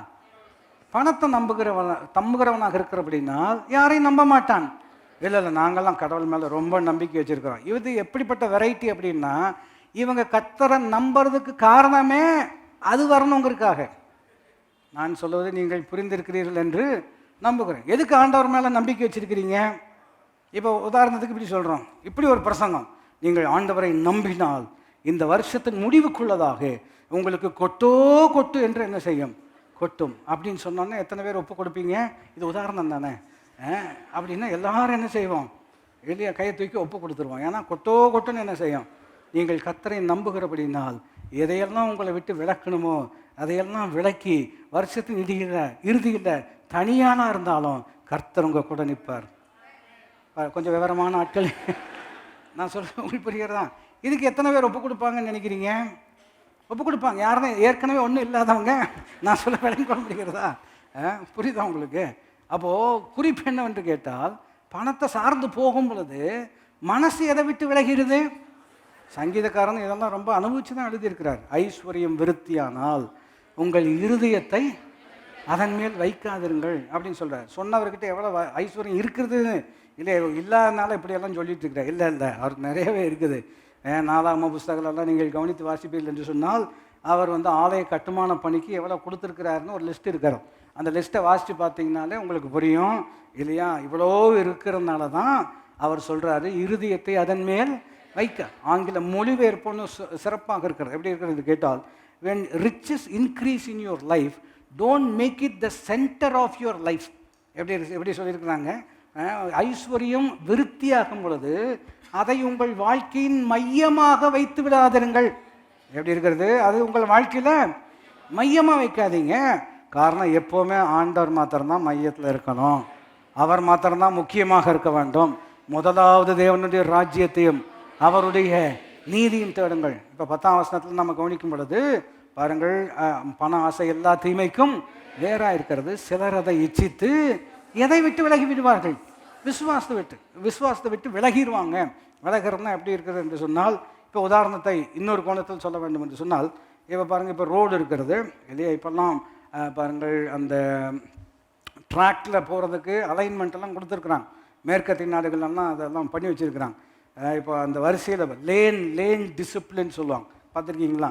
நான் அன்றைக்கி கூட யோசித்து பார்த்தேன், இந்தியாவில் உண்மையாகவே சுதந்திர நாடு. கவனிச்சிருக்கீங்களா? நம்ம இந்தியா உண்மையாகவே சுதந்திரம். இந்த சுதந்திரத்தை நீங்கள் எங்கே பார்க்க முடியும்னு சொன்னால் ரோட்டில். ஏன்னா எந்த டைரக்ஷனில் இருந்தாலும் யார் வேணாலும் எப்போ வேணாலும் என்ன செய்வாங்க? காரணம், இது என்ன நாடு? நான் சொல்கிற விளங்கிக் கொள்ள முடிகிறதா? தனி மனித சுதந்திரங்கிறது உண்மையாகவே இருக்கிறோம். இப்போ இந்த லேன் டிசிப்ளின் எதுக்கு வச்சுருக்காங்கன்னு சொன்னோம்னா, வண்டி ஓட்டுறவங்க கொஞ்சம் கவனிக்கல அப்படின்னு சொன்னோம்னா வண்டி விலகிறது அவங்களுக்கு என்ன செய்யாது, தெரியாது. நான் சொல்கிறது உங்களுக்கு புரிகிறதா? இப்போ வரக்கூடிய வாகனங்கள்லாம் என்ன பண்ணியிருக்கிறாங்க, லேன் டிசிப்ளின் எல்லாம் வச்சு, மறுபடியும் லேன் டிசிப்ளின் நம்ம ஊரில் வச்சு என்ன பிரயோஜனம்? நான் சொல்கிறது விலையும் கொள்ள முடிகிறதா? ஆனால் வச்சுருக்குறாங்க. அப்போது கொஞ்சம் லேன் விட்டு வெளியில் போனீங்க அப்படின்னு சொன்னால் அதுவே கிக்கின்னு என்ன செய்யும், சத்தம் போடும். இந்த மெக்கானிசம் எல்லாம், இந்த டெக்னாலஜி எல்லாம் வர்றதுக்கு முன்னாடி மேற்கத்திய நாடுகளில் என்ன பண்ணியிருந்தாங்க அப்படின்னு சொன்னோம்னா, இப்போ ஹைவே இருக்கிறதுன்னு வச்சுக்கோங்களேன், இதுக்காக எங்களை கூப்பிட்டு உட்கார வச்சு, அந்த ரோட்டில் ரோடு இப்படி இருக்கிறது, இந்த ரோட்டில் ரோடு இப்படி இருக்கு, இதுவா பிரசங்கம் அப்படின்னு யாரோ நினைக்கிறீங்க. நான் சொல்கிறது விளையும் கொள்ள முடிகிறதா? இது வாழ்க்கை பிரசங்கம். இது நான் ரோட்டை சொல்லலை, உங்கள் தீர்மானத்தை சொல்லிட்டு இருக்கிறேன். நான் சொல்ல விளையும் கொள்ள முடிகிறதா? அந்த ரோட்டு 2 எட்ஜில் என்ன போட்டிருப்பாங்கன்னா, கல் என்ன செஞ்சுருப்பாங்க, சின்ன சின்ன சின்ன சின்ன கல்லாக போட்டு வச்சுருப்பாங்க. அது ஃபிக்ஸ் பண்ணியிருப்பான். எதுக்கு பண்ணியிருக்காங்க அப்படின்னு சொன்னோம்னா, உங்களுக்கு தெரியாமையே ஏதோ ஒன்று யோசிச்சுட்டு ரோட்டை விட்டு கொஞ்சம் விலகி போனீங்க அப்படின்னு சொன்னால், அந்த டயர் அந்த கல்லில் படும்போது கடன் ஆகும். அப்போவே நீங்கள் என்ன செஞ்சுக்கணும், புரிஞ்சுக்கணும். கடன் ஆடும்போது நல்ல மசாஜ் மாதிரி இருக்குது அப்படின்னு போனோம்னா, நான் சொல்கிறது விளங்கி கொள்ள முடிகிறதா? அப்புறம் எங்கே போய் முடியும்னு நான் சொல்கிறது விளங்கி கொள்ள முடிகிறதா? அப்போ மனுஷன் விலகி போகக்கூடாது என்பதற்கு மனிதனால் ஏற்படுத்தப்பட்டிருக்கிற ஒரு முறைமை இருக்கும் என்று சொன்னால், நம்மேல் அக்கறை உள்ளவர் நமக்காக அற்புதமான விஷயங்களை வைத்திருக்கிறார். அதை வார்த்தையின் மூலமாக தான் என்ன செய்கிறாரு, சொல்கிறார். ஆனால் தான் கலக்கம் வரும் பொழுது என்ன சொல்வேன், என்ன பண்ணுறதுன்னு தெரியல, இப்படி பண்ணலான்னு சிலர் சொல்கிறாங்க, ஏன் இப்படி பண்ணக்கூடாதான்னு சிலர் சொல்கிறாங்க. ஆனால் நானோ என்றால் அப்படியும் அல்ல இப்படியும் அல்ல, அவர் எனக்கு என்ன சொல்லுகிறாரோ அப்படி செய்ய போகிறேன். புரிந்தவர்கள் கை உயர்த்தி ஆமேன் என்று சொல்லான். அப்போ மறுபடியும் உபாகத்துக்கு நம்ம வரும் பொழுது 1 தீமோத்தேயு 6 வாசிச்சிடலாம் இல்லையா? இப்போது ஆசை, இச்சை, கேடு, மதிகேடு இதெல்லாம் இருக்கிறது ஒரு மனுஷனை போய் இல்லையா தவறான பாதையில் கொண்டு போய் சேர்க்கிறது அல்லவா? ஆனால் ஆண்டவர் நமக்கு என்ன நன்மை வச்சிருக்கிறாரு அப்படின்னு ஒரு கேள்வி கேட்பீர்கள் என்று சொன்னால், 17ஆம் வசனத்தில் ரொம்ப அற்புதமாக இருக்கிறது. இவ்வுலகத்தில் ஐஸ்வர்யம் உள்ளவர்கள் இருமாப்பான சிந்தை உள்ளவர் தான் இராமல், கவனிக்க வேண்டும், நிலையற்ற ஐஸ்வர்யத்தின் மேல், அதுதான் 10ஆம் வசனம், பண ஆசைன்னு சொல்லும் பொழுது அதன் மேல் நம்பிக்கை வைத்தால் எதை விட்டு விடுவோம், விசுவாசத்தை விட்டுருவோம். அதனால் நிலையில்லாதது மேலே நம்பிக்கை வைக்க வேண்டாம். நீங்கள் என்ன யார் மேலே வைக்க வேண்டும்? ரொம்ப அற்புதமாக இருக்கிறது. நிலையற்ற ஐஸ்வர்யத்தின் மேல் நம்பிக்கை வையாமல், இப்பொழுது எல்லாரும் சத்தமாய் வாசிக்க போகிறோம். நான் அனுபவிப்பதற்காக சகலவித நன்மைகளையும் நமக்கு சம்பூர்ணமாய் கொடுக்கிற ஜீவனுள்ள தேவன் மேல் நம்பிக்கை. எத்தனை பேர் அதை குறித்து சந்தோஷப்படுறீங்க? ரொம்ப அற்புதமான வார்த்தை, அற்புதமான சாய்ஸ் ஆஃப் வேர்ட்ஸ். எப்படி இருக்கிறது என்றால், நாம் அனுபவிப்பதற்காக. எப்படி இருக்கிறதுங்க? நாம் அனுபவிப்பதற்காக. ஆங்கிலம் எப்படி இருக்கிறது என்று கேட்டால், who richly supplies all good things for our enjoyment. என்ன இருக்கிறோம்? நாம் என்ஜாய் பண்ணுவதற்காக. என்ஜாய் பண்ணுறோன்னா என்ஜாய் அப்படின்னு சொன்னால் உங்களுக்கு என்ன ஞாபகம் வருது? உலக கண்ணோட்டத்தில் பார்த்தோன்னா என்ஜாய்னா வேற என்னென்னமோ யோசிக்கிறாங்க. பைபிள் என்ஜாய்ன்னு சொல்லியிருக்கிறதுனா, நீங்கள் அனுபவிப்பதற்காக சகலவித நன்மை. நன்மையில் நமக்கு ஒரு அற்புதமான அனுபவம் கர்த்தர் வைத்திருக்கிறார். உலகம் போனா என்ஜாய்மெண்ட்னா இப்படி தான் இருக்கணும், பார்ட்டின்னா இப்படி தான் இருக்கணும் அப்படின்னு அவங்க வச்சுருக்கிறாங்க. நான் சொல்லுகிறேன், இது 3வது பார்ட்டி. சாயங்காலம் ஒரு பார்ட்டி இருக்கிறது, ஈவினிங் சர்வீஸு. நான் சொல்கிற விலையும் கொள்ள முடியும். இது எத்தனாவது பார்ட்டி? 3வது பார்ட்டி. போனதான் இங்கிலீஷ் பார்ட்டி இருந்துச்சு. நான் சொல்கிற விலையும் கொள்ள முடிகிறதா? ஃபஸ்ட்டு பார்ட்டி அப்படி தூக்கத்திலே வந்துட்டு போயிட்டாங்க கொஞ்சம் பேர். அதுக்கப்புறம் இங்கிலீஷ் பார்ட்டி வச்சுருக்கிறோம். இப்போ என்ன பார்ட்டி வச்சுருக்கிறோம்? எனக்கு எப்போவுமே 3rd பார்ட்டி தான் ரொம்ப பிடிக்கும். நான் சொல்ல புரிகிறதா? இப்போ நம்ம என்ன சோகமாக உட்காந்துட்ருக்குறோம், பரிதாபமாக உட்காந்துருக்குறோம். எத்தனை பேர் சந்தோஷமாக இருக்கிறீர்கள்? கேட்டதற்காக கை தூக்கக்கூடாது. நான் சொல்கிற வேலையை கொள்ள முடிகிறதா? உண்மையாகவே நம்ம எப்படி தான் இருக்கிறோம்? சந்தோஷமாக தான் இருக்கிறோம். என்ன ஒன்றத்தையும் காணோம்? என்ன இருக்கணும்னு நினைக்கிறீங்க? நான் சொல்வது கொஞ்சம் பேர் நல்லா தான் யோசிக்கிறீங்க. உங்கள் முகத்தை பார்த்தால் எனக்கு பல நல்ல ஆலோசனைகள் வருகிறது. நான் சொல்ல, என்ன என்ஜாய் பண்ணுறதுக்கு ஒன்றுமே இல்லையா? என்ஜாய் பண்ணுறதுக்கு வேறு என்ன வேணும்னு நினைக்கிறீங்க? என்னை உண்டாக்கினவர் என்னோடு கூட இருக்கிறார். எனக்கு என்ன தேவைன்னு அவருக்கு நல்லா தெரியும். அதை சம்பூர்ணமாய் கொடுக்கிறார். மறுபடியும் இணைந்து, நான் அனுபவிப்பதற்காக சகலவித நன்மைகளை சம்பூர்ணமாய் கொடுக்கிற ஜீவனுள்ள தேவன், அவர் மேல் நம்பிக்கை வைத்திருக்கிறேன். எத்தனை பேர் புரிந்தாம? அப்போ சாபத்தை எப்படி சூஸ் பண்ணா? இவரை நம்பாம செயல்படுவது எதை வரவழைப்பதற்கு ஏதுவாக இருக்கிறது. அப்போ இவரை நம்புவது. அப்போ ஆசீர்வாதத்தை எப்படி சூஸ் பண்ணுவீங்க? அவரை நம்புறது என்ன பண்ண போறீங்க? அதான் நம்புறோம்ல. சாயங்காலம் வரணும். நம்பிக்கைக்கும் நடக்கைக்கும் மிகப்பெரிய தொடர்பு இருக்கிறோம். நம்பிக்கை நடக்கை இல்லை அப்படின்னு சொன்னோம்னா நம்பிக்கை இருந்து பிரயோஜனமே இல்லை இல்லையா? பைபிள் எப்படி சொல்லுகிறது என்று கேட்டால், கிரி இல்லாத விசுவாசம் செத்தது இல்லையா? பாருங்க, ஒரு மனிதன் மரித்து விட்டார் என்று சொன்னால் அவருக்குள்ள கிரியை செய்வதற்கான எந்த விஷயமும் இல்லை. அவரை பணம் தான் சொல்கிறோம். நான் சொல்ல விளங்கிக் கொள்ள முடிகிறதா? அதனால தான் பைபிள் சொல்லுகிறது கிரி இல்லாத விசுவாசம் செத்தது. நான் அவர் மேலே நம்பிக்கையாக இருக்கிறேன். கரெக்டு. நம்பிக்கையாக இருக்கிறீங்கிறத எப்படி நிரூபிக்க முடியும்? நம்முடைய தீர்மானத்தில் தானே, நம்முடைய செயல்பாட்டில் தானே, நம்முடைய நடக்கையில் தானே அதை நிரூபிக்க முடியும். அப்போ பைபிள் சொல்லுகிறது வச்சிருக்கிறேன், நீ நன்மையை தெரிந்து கொள்ள வேண்டும், நீ ஜீவனை என்ன செய்ய வேண்டும் தெரிந்து கொண்டால். மறுபடியும் ஒரு அற்புதமான வார்த்தை இருக்குது. உபாகமத்துக்கு மறுபடியும் போகும்படியாக இருக்கிறோம். உபாகம புஸ்தகம் 30வது அதிகாரத்தில் நீங்கள் 19ஆம் வசனத்தில் பிற்பகுதியை கவனிப்போம் என்று சொன்னால், பாருங்கள், நீயும் உன் சந்ததியும் பிழைக்கும்படிக்கு நீ ஜீவனை தெரிந்து கொண்டு. ரொம்ப அற்புதமான வார்த்தை, உத்தரவாதம் நிறைந்த வார்த்தை, சவாலான வார்த்தையாக இருக்கிறது. நீயும் உன் சந்ததியும் பிழைக்கும்படிக்கு அப்படின்னு சொன்னோம்னா, பிழைக்குங்கிற வார்த்தையை காட்டிலும் நீயும் உன் சந்ததியும் வாழ்ந்திருக்கும்படிக்கு, சதங்கள் நீங்களும் நம்முடைய பிள்ளைகளும் குடும்பமும் வாழ்ந்திருக்கும்படிக்கு நீங்கள் எதை தெரிந்து கொள்ள வேண்டும்? ஜீவனை. அப்போ சொல்கிறார், இதெல்லாம் இருக்குதுப்பா, I want you to choose. நீ தான் அதை என்ன செய்யணும்? தெரிந்து கொள்ளணும்னு சொல்கிறார். நான் முன்பு உங்களுக்கு சொன்னவா, சாபத்தை எப்படி ஒரு மனுஷன் தெரிந்து கொள்கிறாரு, ஒருத்தர் ஆசீர்வாதத்தை எப்படி தெரிந்து கொள்கிறாரு அப்படின்னு கேட்பீங்கன்னா, எனக்கு ஆசீர்வாதம் வேணும் ஆசீர்வாதம் வேணும் அப்படின்னு சொல்கிறதுனால அல்ல, தீர்மானங்களில் அதை செயல்படுத்தும். சதங்கள் எதில் செயல்படுத்த வேண்டும்? தீர்மானங்கள். உதாரணம் சொல்ல வேண்டும் என்று சொன்னால் நீங்கள் கவனித்து பார்ப்பதுனால, சங்கீதம் 1ஆம் அதிகாரம் இல்லையா? சங்கீதம் 1ஆவது அதிகாரத்தில் ஆசீர்வதிக்கப்பட்டவன் இருக்கிறார். 3ஆம் வசனத்துடைய கடைசியிலேன்னு எல்லாருக்கும் தெரியும், அவன் செய்வதெல்லாம் வாய்க்கும். யாரு? அதான் அவன் போட்டிருக்கல்லவா, அது யாருங்க அவர் இல்லையா அப்படின்னு கேள்வி கேட்டோம்னா, ஃபஸ்ட் வசனத்துலேருந்து என்ன செய்யலாம்? நம்ம பொதுவாக கிறிஸ்தவங்களுக்கு இந்த ஃப்ரேஸ் மாத்திரம் தான் எடுத்து போட்டிருப்பாங்க. கிறிஸ்தவ இந்த ஸ்டிக்கரெல்லாம் இருக்கிறது அல்லவா, அது எது மாத்திரம் தான் போட்டிருப்பாங்க?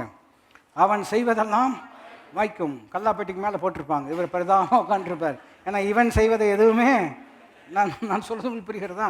இப்போ யார் எப்படி இவர் பாக்கியவனாக இருக்கிறாரு, எப்படி ஆசீர்வாதத்தை சூஸ் பண்ணியிருக்கிறாரு அப்படின்னு சொன்னீங்கன்னா, தீர்மானம் தான். ப்ராக்டிக்கலாக தீர்மானம் எடுத்திருக்கிறார் இல்லையா? நீங்கள் ஃபஸ்ட் வசனத்துலேருந்து கவனிக்க வேண்டும். பாருங்கள், கடைசி வார்த்தை எப்படி இருக்கிறது? ஃபஸ்ட் வசனம் கவனிப்போமே, துன்மார்க்குடைய ஆலோசனையில் நடவாமலும் பாவிலுடைய வழியில் இல்லாமலும் பரியாசக உட்காராமலும் கர்த்தருடைய வேதத்தில் பிரியமாக இருந்து இரவும் பகலும் அவருடைய வேதத்தில் தியானமாக இருக்கிறது. அதாவது ஆங்கில மொழிபெயர்ப்பில் ஃபஸ்ட்டு வசனத்தில் இவன் பாக்கியவான்னு சொல்லியிருக்காரு. யார்? இதெல்லாம் அவன் செய்யலை, இதெல்லாம் அவன் செய்யலை. அதாவது இதை இன்னும் எளிமைப்படுத்த வேண்டும் என்று சொன்னால், முதல் வசனத்தில் இதெல்லாம் செய்யலை, 2வது வசனத்தில் இதையெல்லாம் செய்கிறாரு, 3ஆம் வசனத்தில் அவர் செய்வதெல்லாம் வாய்க்கிறது. நான் சொல்கிற கோர்வை எத்தனை பேருக்கு புரியுது? நீங்கள் பிரசங்கியாராக இருப்பீர்கள் என்று சொன்னால் இதை நோட் பண்ணி வச்சுக்கிறது ரொம்ப நல்லது. ஃபஸ்ட்டு வசனத்தில் செய்யக்கூடாததை செய்யாமல் இருக்கிறாரு, 2வது வசனத்தில் செய்ய வேண்டியதை செய்கிறாரு. அதனால் 3ஆம் வசனத்தில் அவர் செய்கிறதெல்லாம் வாய்க்குது. அப்படி என்ன தான் பண்ணிட்டாரு? எப்படி சூஸ் பண்ணுறாரு? ஐ சூஸ் பிளெஸ்ஸிங், தீர்மானத்தை இல்லையா நான் தெரிந்து கொள்கிறேன். எப்படி தெரிந்து கொள்கிறாரு? முதல் வசனம், துன்மார்க்குடைய ஆலோசனையில் நடக்கிறது இல்லை அப்படின்னு சொல்கிறார். துன்மார்க்கன்னா யார்? அடுத்த கேள்வி. துன்மார்க்கன்னா one who does not have a godly outlook. அதுதான் அவனுடைய எளிமையான கருத்து. தெய்வீகமான கண்ணோட்டம் இல்லாத ஆலோசனையில் அவன் நடப்பதில்லை. சிம்பிளான வார்த்தை சொல்லுகிறேன், தெய்வீகமான கண்ணோட்டம். இதை எப்படி இன்னும் எளிமைப்படுத்தி உதாரணப்படுத்த வேண்டும் என்று சொன்னால், இப்போ ஒருத்தர் சொல்கிறார், உதாரணத்துக்கு சொல்லணுன்னா, இப்போ நீங்கள் உங்களுக்கு ஒரு சொந்த வீடு வாங்கணுன்ட்டு நீங்கள் விரும்புகிறீங்க, பேங்க்கில் போய் கேட்குறீங்க, அதாவது ஃபைனான்ஷியல் அனலிஸ்ட்டு, கன்சல்டன்ட் எல்லாம் நிறைய பேர் இருக்கிறாங்க, நல்ல அறிவான ஆட்கள். அவன்கிட்ட போய் கேட்குறாங்க. அவங்க சொல்கிறாங்க, உங்களுக்கு வரவு இவ்வளோ தான் இருக்கிறது, இந்த வரவை வச்சுட்டு உங்களுக்கு இந்த ஜென்மத்தில் சொந்த வீடெல்லாம் என்ன செய்ய முடியாது, வாங்கிக்க முடியவே முடியாது. இப்போ அவங்க சொல்கிற கருத்து தப்புன்னு சொல்ல முடியுமா? இல்லை, அவங்க கரெக்டாக தான் கணக்கு போட்டிருக்காங்க. ஏன்னா இவ்வளோ வரவு வச்சுருக்கும் பொழுது இதில் வாயை கட்டி வயிற்ற கட்டினாலும் வீடெல்லாம் என்ன செய்ய முடியாது. வாயும் வயிற்று வேணால் கட்டலாமே தவிர வீடெல்லாம் என்ன செய்ய முடியாது, கட்ட முடியாது. ஏன்னா இது ஆலோசனை. துன்மார்க்கங்கள் வேர்டு போட்டிருக்கிறதுனால நம்ம யாரும் மோசம் இல்லை, இவங்க ஆலோசனை சொல்கிறாங்க. இதில் எந்த கண்ணோட்டம் இல்லை, ஃபைனான்ஷியலாக கரெக்டாக சொல்லியிருக்காங்களா? கரெக்டாக தான் சொல்லியிருக்கிறாங்க. பொருளாதார ரீதியாக அவங்க சொல்வதில் எந்த விதமான தவறு இல்லை. ஆனால் இதில் ஒரு டைமென்ஷன் இல்லை. இதில் ஒரு குறிப்பிட்ட கண்ணோட்டம், ஒரு நோக்கம் இல்லை. என்ன நோக்கம் இல்லை அப்படின்னு சொன்னீங்கன்னா, இதில் ஆண்டவங்கிற அவருக்கு இடமே இந்த ஆலோசனையில் இல்லை. அதனால் இவங்க தப்புன்னு சொல்ல முடியுமா? இல்லை, இவங்களுக்கு இவ்வளவுதான் சிந்திக்க முடியும். அவங்க ஃபைனான்ஷியல் கன்சல்டண்ட்டாக இருக்கிறதுனால ஃபைனான்ஷியல் டேர்ம்ஸில் தான் அவங்களால திங்க் பண்ண முடியுமே தவிர ஃபெய்த் டேர்ம்ஸில் அவங்களால திங்க் பண்ண முடியல.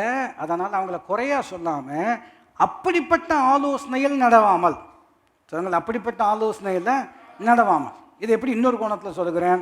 இப்போ ஒருத்தர் வரார், நான் சொன்னது போல் ஃபைனான்ஷியல் போயிட்டு அவங்க சொன்னாங்க, இந்த ஜென்மத்தில் நீங்கள் சொந்த வீடெலாம் என்ன செய்ய முடியாது, வாங்கிக்கவே முடியாது, உங்கள் வரவுக்கு உங்கள் செலவுக்கு உங்களுடைய வேலைக்கு இது நடக்கக்கூடிய விஷயமே இல்லை அப்படின்னு சொல்லிட்டாங்க. சரி, அவர் இப்படி ஒரு ஆலோசனை சொல்லிட்டாங்களே, நம்ம வாழ்க்கையில் நம்ம சொந்த வீடு ஒருபோதும் நம்ம கட்டிக்கவே முடியாது அப்படின்ட்டு ரொம்ப வருத்தத்தில் வரார்.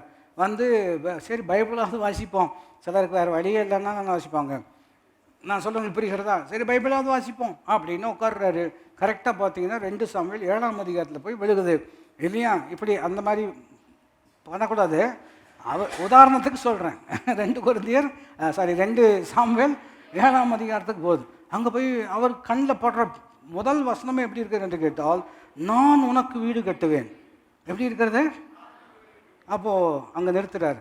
அவர் என்ன சொன்னார், இந்த ஜென்மத்துக்கு உங்களுக்கு இருக்கிற சம்பளத்துக்கும் உங்களுக்கு இருக்கிற செலவுக்கும் இந்த ஜென்மத்தில் நீங்கள் வீடு கட்டவே, அவர் சொன்னது தப்பா? கரெக்டு தான். ஆனால் இவர் சொல்கிறது கரெக்டு தான். எதை நம்ப போகிறீங்க? எதில் தெய்வீக கண்ணோட்டம் இருக்கிறது? இப்போ உதாரணத்துக்கு இப்படி கவனிப்போமே, அந்த ஃபைனான்ஷியல் அனாலிஸ்ட் அப்படி ஒரு ஆள் இருந்தால் எனக்கு சொல்லுங்கள், இந்த ஜென்மத்தில் உங்களால் வீடு கட்டிக்கவே முடியாது, அதனால் என் வீட்டையே உங்களுக்கு தர்றேன். அப்படி யாராவது இருக்கிறாங்களா? கட்டாயம் அப்படி யாருமே இல்லை. இது தெய்வீக கண்ணோட்டம் எப்படி இருக்குது என்று கேட்டால், உன்னால் செஞ்சிக்கவே முடியாது, அதனால்தான் நான் உனக்கு செஞ்சு தரேன். புரிந்தவர்கள் கை உயர்த்தி ஆமை. இப்போ துன்மார்க்குடைய ஆலோசனை என்ன அர்த்தம்? அவங்கள தப்புன்னு சொல்ல முடியாது. மெடிக்கலி ஸ்பீக்கிங் கரெக்டு தான், ஃபைனான்ஷியலி ஸ்பீக்கிங் கரெக்டு தான், எக்கனாமிக் எல்லா வார்த்தையும் போட்டுக்கோங்க. அவங்க சொல்கிறதெல்லாம் அறிவுபூர்வமாக சரியாக இருக்கிறது. ஆனால் அதில் யாருக்கு இடமில்லாமல் இருக்கிறது? தேவனுக்கு இடமில்லாமல் இருக்கிறது. நான் சொல்கிறேன், தேவனுக்கு இடமில்லாமல் இருக்கக்கூடிய ஆலோசனையில் அவன் நடவாமல் தேவனை மையமாக கொண்டு நடக்கிறவனாக இருக்கிறான். புரிந்தவர்கள் கை உயர்த்தி ஆமேன் என்று சொல்லார். அப்போ அவங்க சொல்கிறது நம்ம தப்புன்னு எடுத்துக்கொள்ளாது. இல்லையா? அவங்களுக்கு என்ன தெரியும், அப்படின்னா அவங்க சொல்கிறதுலாம் கரெக்டு தான். ஆனால் இதில் எந்த டைமென்ஷன் மிஸ் ஆகுது, எந்த பரிணாமம் மிஸ் ஆகுது அப்படின்னு கவனித்து பார்த்தீங்கன்னா, ஆண்டவருடைய கண்ணோட்டமே அங்கே வரலை. இதெல்லாம் உங்களால் முடியாதுங்க, ஆனால் அவர் இருக்கிறாருங்க, அவர் உங்களுக்கு உதவி செய்வாருங்க அப்படின்னு சொல்லும் பொழுது, இது துன்மார்க்கனுடைய ஆலோசனையாக இல்லாதபடிக்கு தெய்வீகமான ஒரு கண்ணோட்டம் அதுக்குள்ளே என்ன செய்கிறது, பாவிகளுடைய வழியில் நில்லாமல் இருக்கிறது. யார் பாவி அப்படின்னு சொன்னீங்கன்னா, மறுபடியும் ஒரு வகையில் பார்த்தா எல்லாரும் பாவம் செய்து, அப்போ யாருமே எங்கேயுமே நிற்க முடியாது. அந்த வசனத்து வெளிச்சத்தில் பார்த்தோம்னா அதை சொல்லலை. இங்கே பாவிகளுடைய வழிகள் என்று சொன்னால் என்ன அர்த்தம்னா, இவங்க முயற்சி பண்ணுறாங்க தெய்வீகமான விஷயங்களில், முயற்சி பண்ணி ஏதோ ஒரு காரணத்துக்காக தோல்வி கண்டதின் விளைவு இதெல்லாம் ஒத்து வராதுன்னு தீர்மானம் பண்ணாட்கள். இதெல்லாம் ஒத்து வராது. இப்போ உதாரணத்துக்கு சர்ச்சுக்கு வந்திருப்பாங்க, பைபிள் வாசிச்சிருப்பாங்க, ஜெபம் பண்ணியிருப்பாங்க. ஆனால் வாழ்க்கையில் ஒரு சவால் வந்ததின் விளைவு, அதில் அவங்களால நிலை நிற்க முடியாமல் போனதின் விளைவு, இவங்க எப்படிப்பட்ட ஆளாக இருப்பாங்கன்னா, இதெல்லாம் வாழ்க்கைக்கு ஒத்து வராது அப்படின்னு சொல்லக்கூடிய ஆள். அந்த ஆட்கள் கூட நீங்கள் நின்னீங்க அப்படின்னு சொன்னால் உங்களுக்கு என்ன எண்ணம் தான் வரும்? இப்போ நீங்களே ஒரு தோல்விக்குள்ளாக போய் கொண்டு இருக்கும் பொழுது இந்த மாதிரி ஒரு ஆள்கிட்ட சவகாசம் வச்சிங்கன்னா என்ன ஆகும்? உங்களுக்கும் அதே எண்ணம் தான் வரும். அந்த எண்ணத்தில் போனீங்கன்னா அவங்களுக்கு வர்ற முடிவு தான். ஒரு உதாரணம் கேள்விப்பட்டேன். எப்படி இருக்குது என்று கேட்டால், ஒரு ஒரு ஒரு ஒரு திருமணமான ஒரு பெண், அவர்கள் பிள்ளைகள்லாம் இருக்கிறது, கணவன் இருக்கிறாரு, குடும்பம் நல்லா தான் போயிட்டு இருக்கிறான். திடீர்னு பார்த்தீங்கன்னா மக்கார் பண்ணுறான் இல்லையா? திருமணம்லாம் எதுக்கு அவசியம், எதுக்கு நான் தான் பிள்ளையை கவனிக்கணுமா, இதெல்லாம் என்ன ஸ்லேவ் மாதிரி இருக்கிறது, அடிமைத்தனமாக இருக்கிறது இல்லையா? உங்களுக்கு ஆக்கி போடணும், உங்களுக்கு இல்லையா இதை பண்ணணும் அதை பண்ணணும், அதுக்காக நாங்கள் பிறந்திருக்கிறோம் அப்படின்னு திடீர்னு பார்த்தா வாய்ஸ் எல்லாம் மாறுகிறது, அப்ரோச் எல்லாம் மாறுகிறது.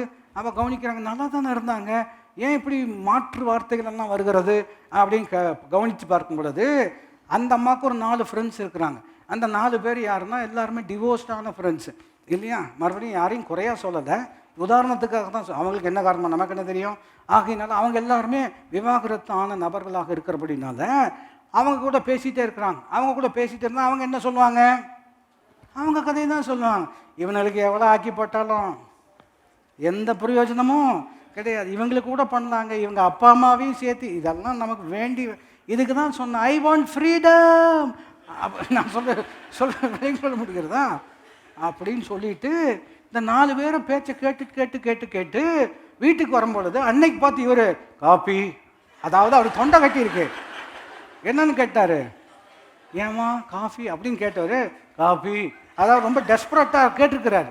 இதுதான் அவங்க சொன்னது கரெக்டாக போச்சு. நான் என்ன இந்த வீட்டில் நீங்கள் பார்க்குறது பார்த்தா கரெக்ட், சொல்லுங்கள் நான் விளங்கிக்கொள்ள முடியுதா?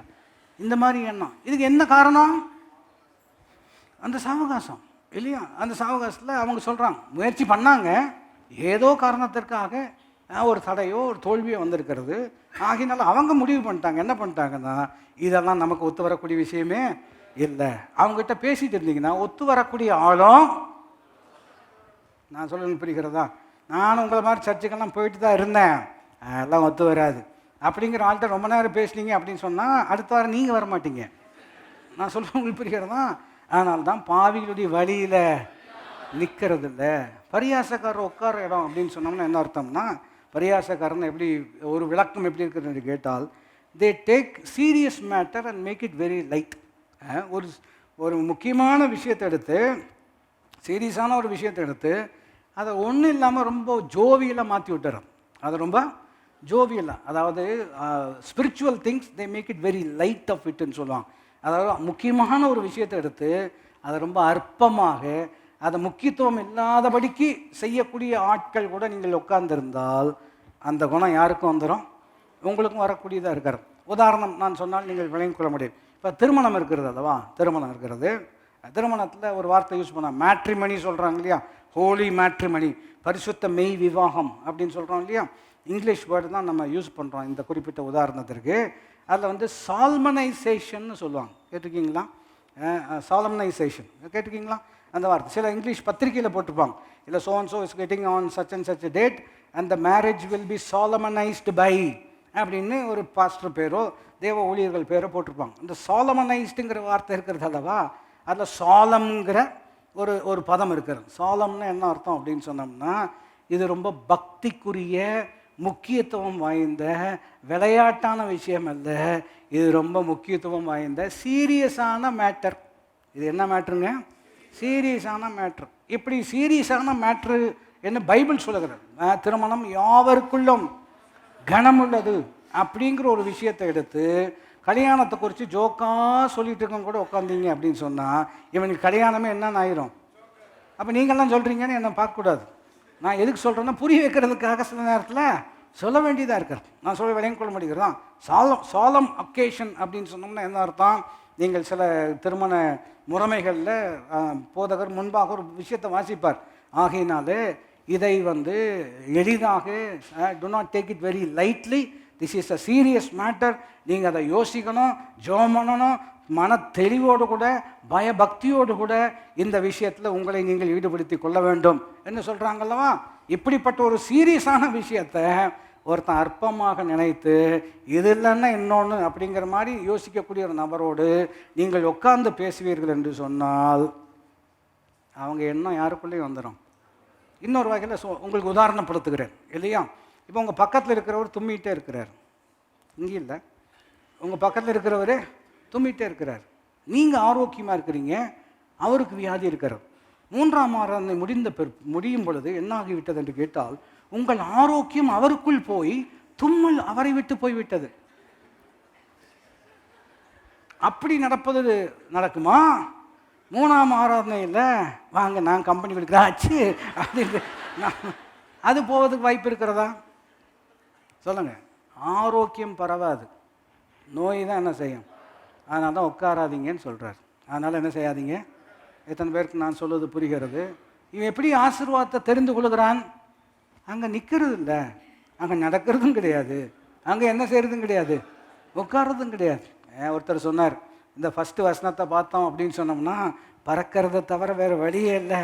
ஏன்னா நிற்கவும் கூடாதுன்னு சொல்கிறீங்க, உட்காரவும் கூடாதுன்னு சொல்கிறீங்க, நடக்கவும் கூடாதுன்னு சொல்கிறீங்க. அவர் சொல்கிறதுலேயும் ஒரு கருத்து இருக்கிறது. கர்த்தருக்கு காத்திருக்கிறவர்கள் புது வேலை நடைந்து எளிய கழுகுகளைப் போல அப்படி நம்ம அதை நிதானிப்பது தவறல்ல. பின்ன என்ன தான் பண்ணுறாரு இவர்? 2ஆம் வசனத்துக்கு வரும் பொழுது பாருங்கள், கர்த்தருடைய வேதத்தில் பிரியமாயிருந்து இரவும் பகலும் அவருடைய வேதத்தில் தியானமாயிருக்கிற மனுஷன் இந்த பாக்கியத்தை எப்படி சூஸ் பண்ணாரு? அதுதான் கேள்வி இல்லையா? ஆசீர்வாதம் வா வா, இது ஒரு காலத்துலலாம் அப்படி இருந்துச்சு. பணத்தை பார்த்து வா வா வா அப்படின்னு சொன்னால் என்ன செய்யும்? வரும். மணி அப்படின்னு சொன்னோன்னா ஒன்று வந்துச்சு. நான் சொல்ல விலை கொள்ளப்படுகிறதா?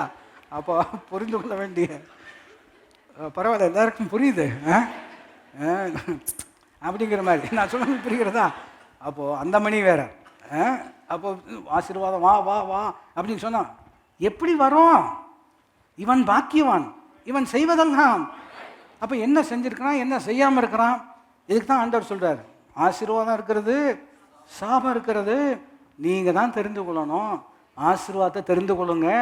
எப்படி தெரிந்து கொள்ள முடியும் என்று கேட்டால், இந்த ஆலோசனை உங்களுக்கு வேண்டாம், இந்த இடம் உங்களுக்கு வேண்டாம், இந்த இடத்துல தயவு செய்து என்ன செய்ய வேண்டாம், உட்கார வேண்டாம்.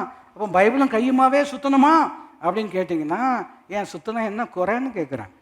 நான் சொல்கிற விளையும் கொள்ள முடிகிறதா? சிலர் என்ன நினைக்கிறாங்க, பக்தியாக இருக்கணும் அப்படின்னு சொன்னோம்னா ஒரு மாதிரி டல்லாகவே இருக்கணும். இந்த பாவமாக இருக்கார்ல அவர் யார், அதான் பரிசுத்தவான்.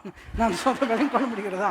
அப்படி எந்த சந்தோஷமும் இல்லாதபடிக்கு அப்படியே எப்போ பார்த்தாலும் சோகமாக சோதரேம் சோதரேம் சோதரேம் அப்படின்னு சொல்லிகிட்டே இருந்தால் தான் அப்படி. இப்போ நம்மளை பார்த்தா எப்படி இருக்கிறதே இல்லை, உங்களை பார்த்தா எப்படி இருக்கிறது? நான் சொல்ல விளையும் கொள்ள முடிகிறதா?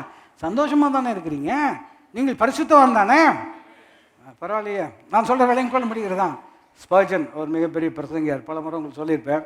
அவர் ரொம்ப அற்புதமாக சத்தியம் பயங்கரமாக பேசுவார். ஆனால் அதே சமயத்தில் ரொம்ப நகைச்சுவையாகவும் பேசக்கூடிய நபர். ஒரு அம்மா சொன்னாங்களாம், இந்த மாதிரி நீங்கள் இப்படி இடையில இப்படி நகைச்சுவையாக பேசுறது தேவ பிரசன்னமே இல்லாத மாதிரி இருக்குது, தேவ பிரசன்னமே இல்லாமல் இருக்கிறது, இப்படியெல்லாம் பேசக்கூடாது அப்படின்னா அவர் பெரிய பிரசங்கியார். அவர் சொன்னாராம், அம்மா உனக்கு தெரியாது, பாதி நான் சொல்லாமல் அடக்கி வைக்கிறேங்கிறது உனக்கு புரியலன்னார். எதுக்கு சொல்ல வரோம் அப்படின்னு சொன்னோம்னா, பரிசுத்தமாக இருப்பது என்று சொன்னால் ஏதோ பரிதாபமாக இருப்பது என்று அல்ல. பைபிள் சொல்லுகிறது பரிசுத்தாவினால் உண்டாகும் சந்தோஷம். சொல்லுங்கள், பரிசுத்தாவினால் உண்டாகும் சந்தோஷம்.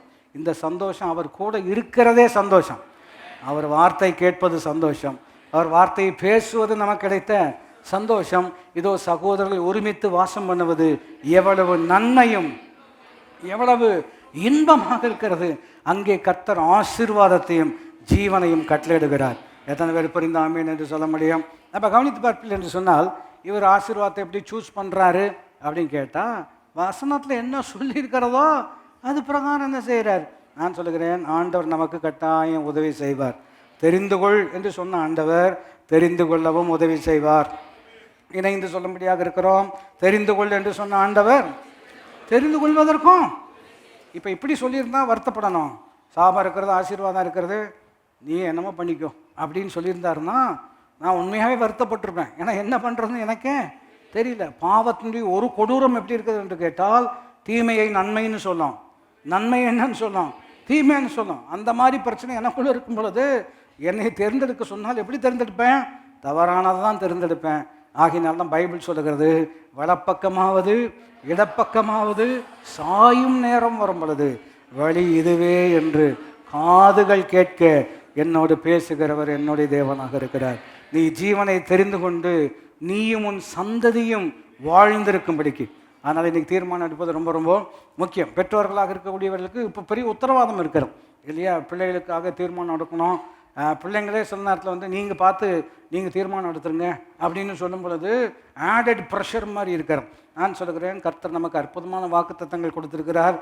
அப்போஸ்தலர் 2ஆம் அதிகாரத்தில் இருக்கிற இந்த வாக்குத்தத்தங்கள் உங்களுக்கும் உங்கள் பிள்ளைகளுக்கும். எத்தனை பேர் அதை வாசிச்சிருக்கீங்க? வாக்குத்தத்தமானது உங்களுக்கும் அப்படின்னா சொல்லும் பொழுதே சொல்கிறார், வெறும் உங்களுக்கு மாத்திரம் கிடையாது, இந்த வாக்குத்தத்தம் உங்களுக்கும் உங்கள் பிள்ளைகளுக்கும். அந்த ஜெயிலர் இருக்கிறார்ல, அப்போஸ்தலர் 16ஆவது அதிகாரத்தில் இல்லையா, அந்த சிறைச்சாலை அதிகாரி அவர் பவுல்கிட்ட கேட்குறாரு, ரட்சிக்கப்படுவதற்கு நான் என்ன செய்ய வேண்டும் இல்லையா? ஃபேமிலி மேன் தான், ஆனால் அந்த நேரத்தில் அவர் அதெல்லாம் யோசிக்கலையோ என்னமோ தெரியல, ரட்சிக்கப்படுவதற்கு நான் என்ன செய்யணும் அப்படின்னு கேட்குறாரு.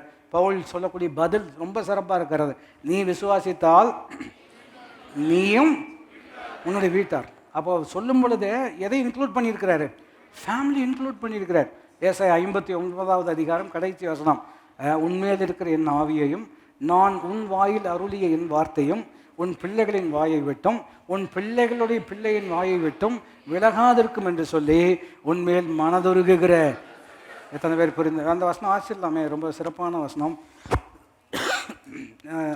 ஏசாயா 59வது அதிகாரத்தில் ஏன் வாசிக்க வேண்டும் என்று சொல்கிறேன் என்று கேட்டால், பாருங்கள், ரொம்ப சிறப்பான தேவனுடைய அற்புதமான வார்த்தை.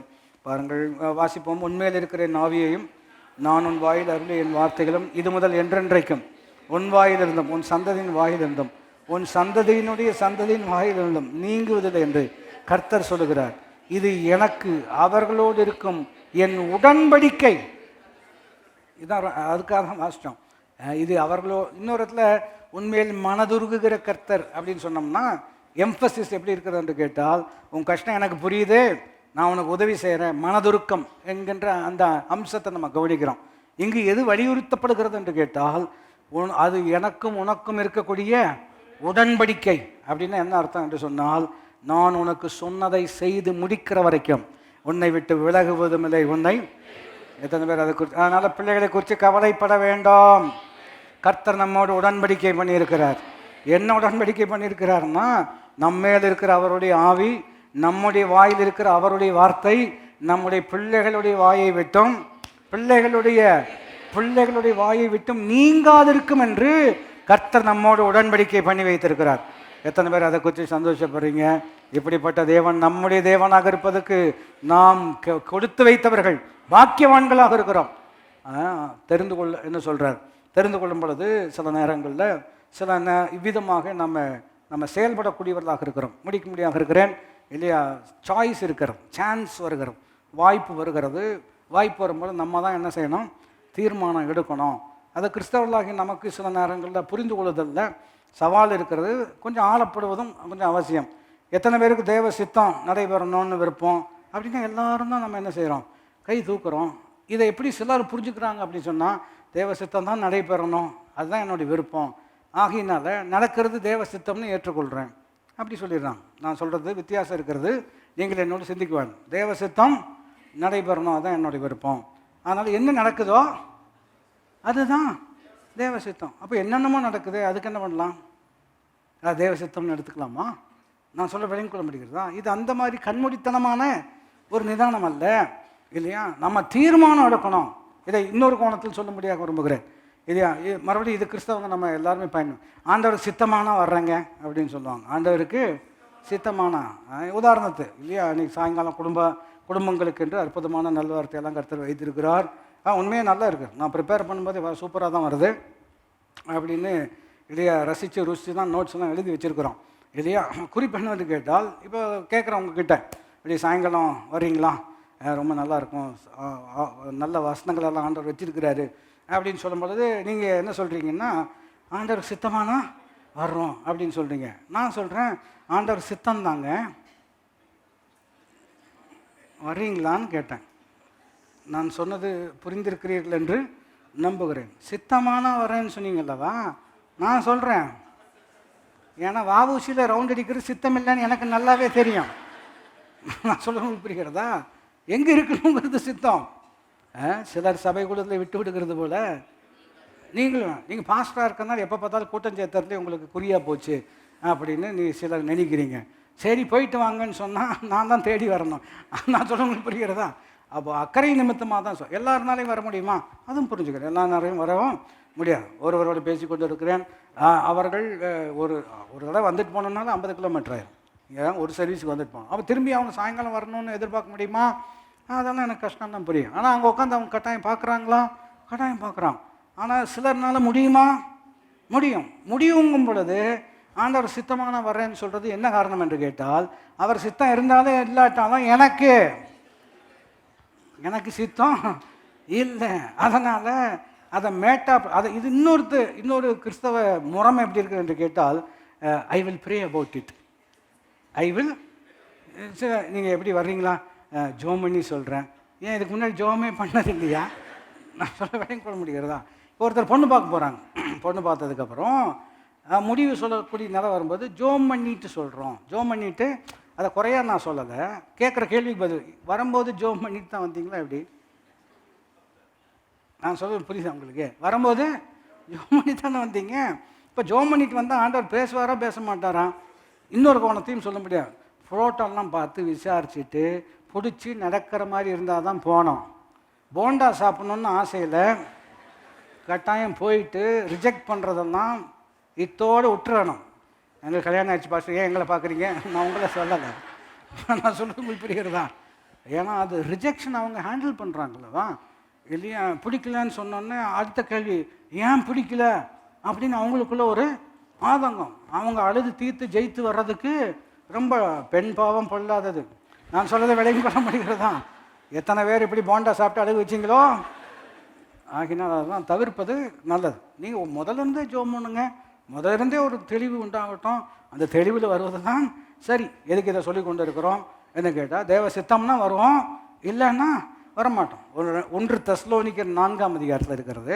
இதே ஆர்குமெண்ட் ஃபாலோ பண்ணலாமா இல்லையா? சித்தம்னா வருவோம், சித்தம் இல்லைன்னா வரமாட்டோம். சரி, உங்கள் வழியிலேயே வருவோமே அப்படின்னு நாம் கற்றுக்கொள்ளும்படியாக முயற்சி எடுக்கிறோம் இல்லையா? 1 தெசலோனிக்கர் 4ஆவது அதிகாரத்தில் வாசித்து பார்த்தீங்கன்னா இதே ஆர்கியூமெண்ட்டு தான்.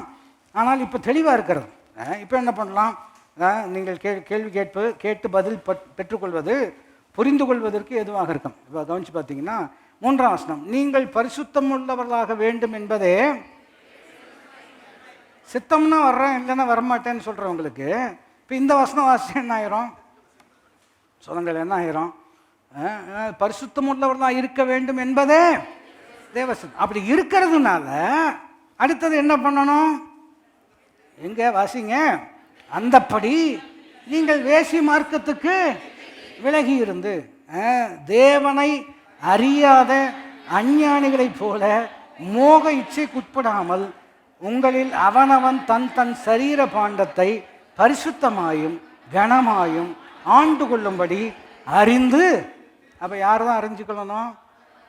அதாவது அந்த 5ஆம் வசனம் இருக்கிறது அல்லவா, உங்களில் அவனவன் தன் சரீர பாண்டத்தை பரிசுத்தமாயும் கனமாயும் ஆண்டு கொள்ள அப்படின்னா, each one should learn how to deal with your own பாடி. உங்களுடைய சரீரத்தை நீங்கள் ஆண்டு கொள்ளும்படி நீங்கள் அறிந்து கொள்ள வேண்டும். ஏன்னா சித்தம் வெளிப்படையாக இருக்கிறது.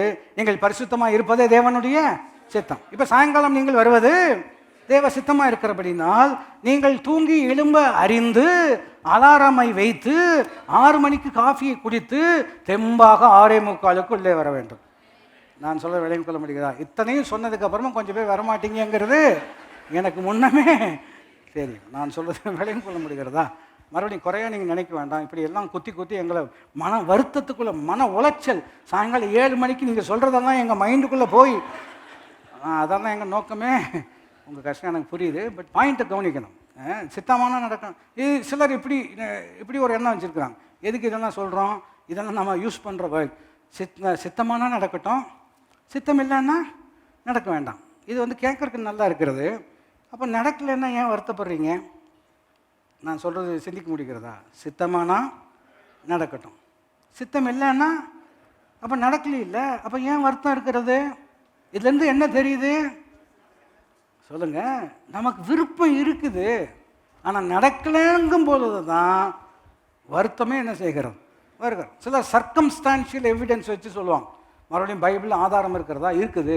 அந்த காலத்தில் ஆண்டவர் அப்படி கிரியை செஞ்சுருக்கிறாரா? கிரியை செஞ்சுருக்கிறாரு. அதனால் இப்போ நம்ம அப்படி செய்யலாமா? அவசியம் இல்லை. மறுபடியும் மற்ற வசனங்களை வைத்து தான் என்ன செய்ய வேண்டும்? நிதானிப்பது ரொம்ப ரொம்ப முக்கியம். எலியேசர் இருக்கிறார் அல்லவா? எலியேசர் யார்? ஆதியாகமத்தில் இருக்கிறார். பொண்ணு பார்க்க போனவர் இல்லையா? அவர் தான் முதல் www.matrimony.com நான் சொல்ல விலை கொள்ள முடிகிறதா? அவர் போனார். போயிட்டு அவர் எப்படி அவருடைய முறைமை நீங்கள் கவனிக்கணும். ஆண்டவர் அதை ஆளுகை செய்தாரா? ஆளுகை செய்தார். நம்ம அப்படி பண்ணலாமா? கேள்வி. அதுதான் கேள்வி. இப்போ அவர் சொல்கிறார், நான் துறவண்டையில் போய் அமர்ந்து தண்ணி கேட்பேன்.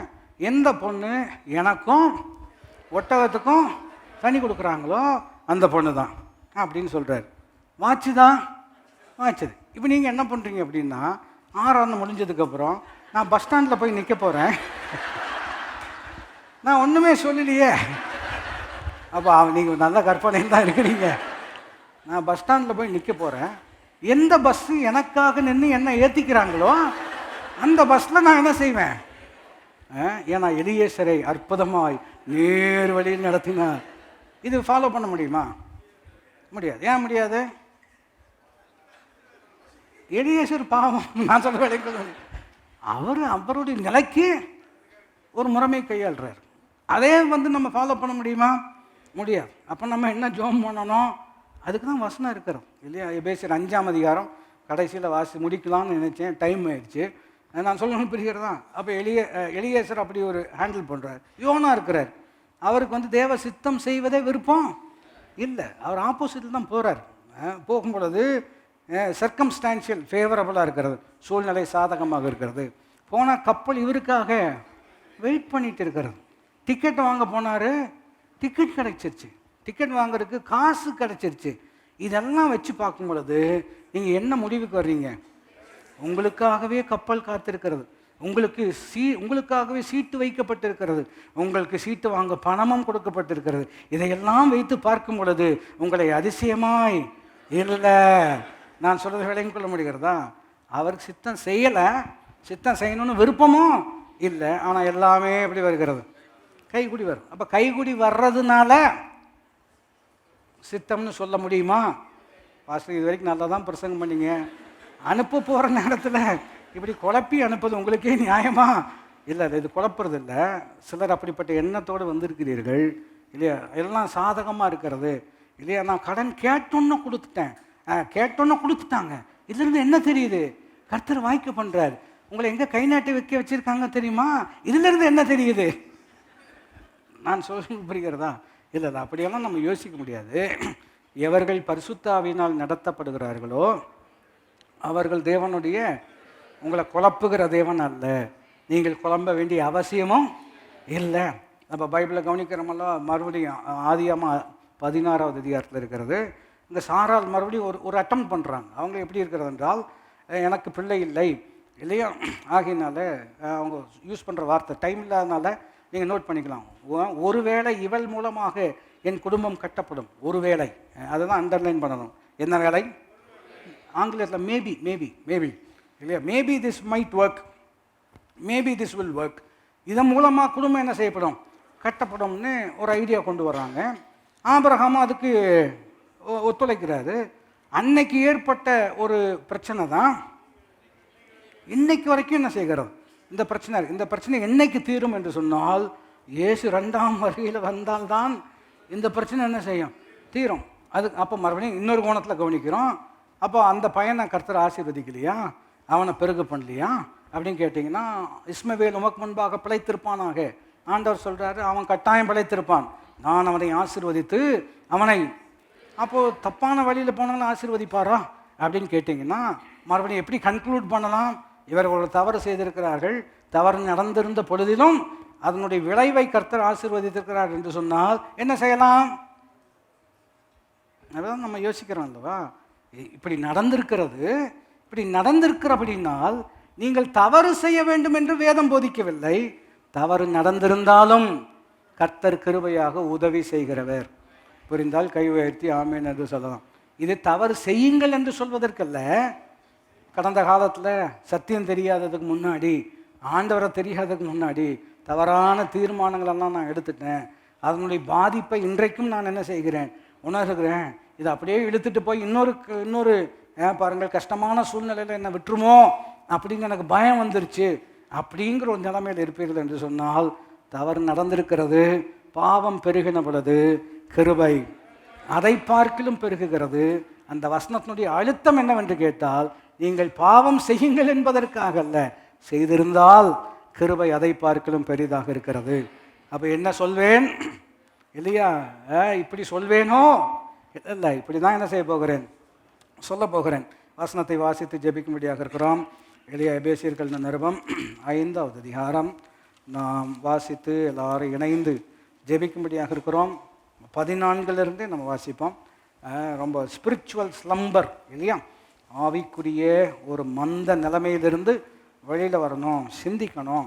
அப்படின்னு வேதம் நமக்கு போதிக்கிறது. வாசிப்போம். ஆதலால் தூங்குகிற நீ விழித்து மரித்தோரை விட்டு எழுந்திரு, அப்பொழுது கிறிஸ்து உன்னை பிரகாசிப்பார் என்று சொல்லியிருக்கிறார். வாசிங்கள். ஆனபடினாலே நீங்கள் ஞானமற்றவர்களைப் போல நடவாமல் ஞானமுள்ளவர்களைப் போல கவனமாய் நடந்து கொள்ள பார்த்து நாட்கள் பொல்லாதவைகளானதால் காலத்தை பிரயோஜனப்படுத்திக் கொள்ளுங்கள். ஆகையால் நீங்கள் மதியற்றவர்களாயிராமல் கர்த்தருடைய சித்தம் இன்னதென்று உணர்ந்து கொள்ளுங்கள் சொல்கிறார். காலம் பொல்லாதது, நாட்கள் நமக்கு அவ்வளோ இல்லை. ஆப்பர்ச்சுனிட்டிஸ் வரும் பொழுது make full use of the opportunities that God brings in your life. ஆகையினால டோன்ட் பி வேக், மதியற்றவர்களாகிறாமல், சிந்தனை இல்லாமல், கவனம் இல்லாமல், யோசித்து பாராமல் அப்படி நீங்கள் செயல்படாதபடிக்கு கவனத்தை கொடுத்து சத்தியத்தை சிந்தித்து யோசித்து ஜோம் பண்ணி கர்த்தருடைய சித்தம் இன்னதென்பதை உணர்ந்து கொள்ளுங்கள். நான் இதை சொல்லி முடிக்கும்படியாக விரும்புகிறேன். உணர்ந்து கொள்ளுங்கள் என்று அவர் சொல்வார் என்று சொன்னால் உணர்ந்து கொள்ள எனக்கு கிருபை கொடுப்பார். சொல்லுங்கள். உணர்ந்து கொள்ளுங்கள்னு சொன்னார்னா உணர்ந்து கொள்ள எனக்கு உணர்த்துவார், எனக்கு புரிகிற மாதிரி உணர்த்துவார். அதனுடைய விளைவு என்னவென்று கேட்டால், என்ன சொல்வேன்னு ஆரம்பித்தேன், இப்படி சொல்வேனோ அப்படின்னு போனோம். இல்லை, மாறாக ஒன்று சொல்ல போகிறோம். என்னவென்று கேட்டால், பிதாவே உமது நாமத்தை எங்கள் வாழ்க்கையில் மகிமைப்படுத்துவீராக. இவர் சொன்ன இதுதான் சரியான சொல் என்று எப்படி நமக்கு தெரியும்? அவர் அந்த வார்த்தையை சொன்ன பொழுது பரத்திலிருந்து ஒரு சத்தம் உண்டாகி மகிமைப்படுத்தினேன், இன்னமும் என்ன செய்வேன். நான் சொல்லுகிறேன், கர்த்தர் இதுவரைக்கும் நம்மை நடத்தி இருக்கிறார், இனிமேலும் நடத்துவார். இதுவரைக்கும் உதவி செய்திருக்கிறார், இனிமேலும் உதவி செய்வார். குறைகள் இருக்கிறது, ஆனால் தீமைக்கென்று நடந்த விஷயங்கள் கர்த்தர் நன்மைக்கு ஏதுவாக மாற்ற முடியும். இப்பொழுது தீமை இருக்கிறது என்று சொன்னால் நீங்கள் தீமையை நன்மையினால் வெல்லக்கூடிய ஒரு அற்புதமான பலனையும் கிருபையும் கர்த்தர் உங்களுக்கு கொடுத்து உங்களை ஆசீர்வதிப்பார். எல்லாரும் எழுமி நின்றவர்களாக தேவனை நோக்கி பார்க்கக்கூடிய அற்புதமான நேரம். ஆண்டவர் நமக்கு உதவி செய்ய வல்லமுள்ளவராக இருக்கிறார். ஆண்டவரை நோக்கி பார்க்கக்கூடிய அற்புதமான ஒரு நேரம். ஆண்டவர் ஒவ்வொருவருக்கும் வேண்டிய நல் வார்த்தைகளை அவர் நமக்கு அருளி இருக்கிறார். அர்ப்பணித்தவர்களாக ஆண்டவரை நோக்கி நாம் பார்ப்போம். கர்த்தர் நம்மை அற்புதமான விதமாக கிறிஸ்துவுக்குள் நம்மை வெற்றி சிறக்க பண்ணி எல்லா இடங்களிலேயும் நம்மை கொண்டு அவரை அறிகிற அறிவின் வாசனையை வெளிப்படுத்துகிற தேவனுக்கு ஸ்தோத்திரம் உண்டாவதாக. கரம் உயர்த்தி ஆண்டவரை நாம் ஸ்தோத்திரம் பண்ணுவோம். உந்தன் சித்தம் செய்ய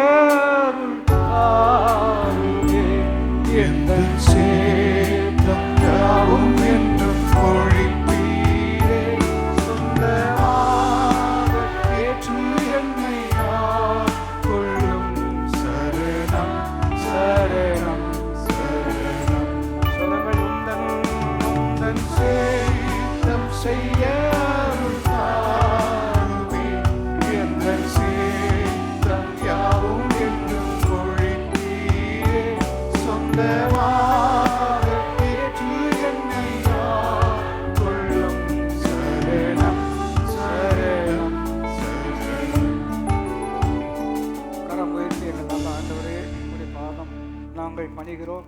ஆண்டவரே, உம்முடைய சித்தம் மாத்திரம் நாங்கள் செய்ய எங்களுக்கு நீர் அனுக்கிரகம் தருவீராக. பாடியது போலவே எங்கள் சித்தம் யாவும் ஒழிப்பீராக. சொந்தமாக எங்களை ஆட்கொண்டு ஆண்டவர் எங்களை நடத்துவீராக. இருக்கிற வார்த்தையை கேட்கிற ஒவ்வொருடைய வாழ்க்கையிலும் உம்முடைய சித்தம் மாத்திரம் நிறைவேறட்டும். உம்முடைய நாமம் மகிமைப்படட்டும். உம்முடைய ராஜ்யம் வரட்டும். இணைந்த சொல்லுங்கள். உம்முடைய சித்தம் பரமண்டலங்களிலே செயல்படுகிறது போல எங்கள் எல்லாருடைய வாழ்க்கையிலும் செயல்படுவதாக. கனமும் மகிமையும் துதியும் என்றென்றைக்கும் உமக்கே உரியது. இயேசுவின் நாமத்தில் கேட்கிறோம் நல்ல பிதாவே. நம்முடைய கர்த்தராகிய இயேசு கிறிஸ்துவின் கிருபையும் பிதாவாகிய தேவனுடைய அன்பும் பரிசுத்த ஆவியானவருடைய ஐக்கியம் நம் அனைவரோடு கூட என்றென்றைக்கும் இருப்பதாக. ஆமென். அல்லேலூயா. கர்த்தர் உங்களை ஆசீர்வதிப்பாராக. God bless you.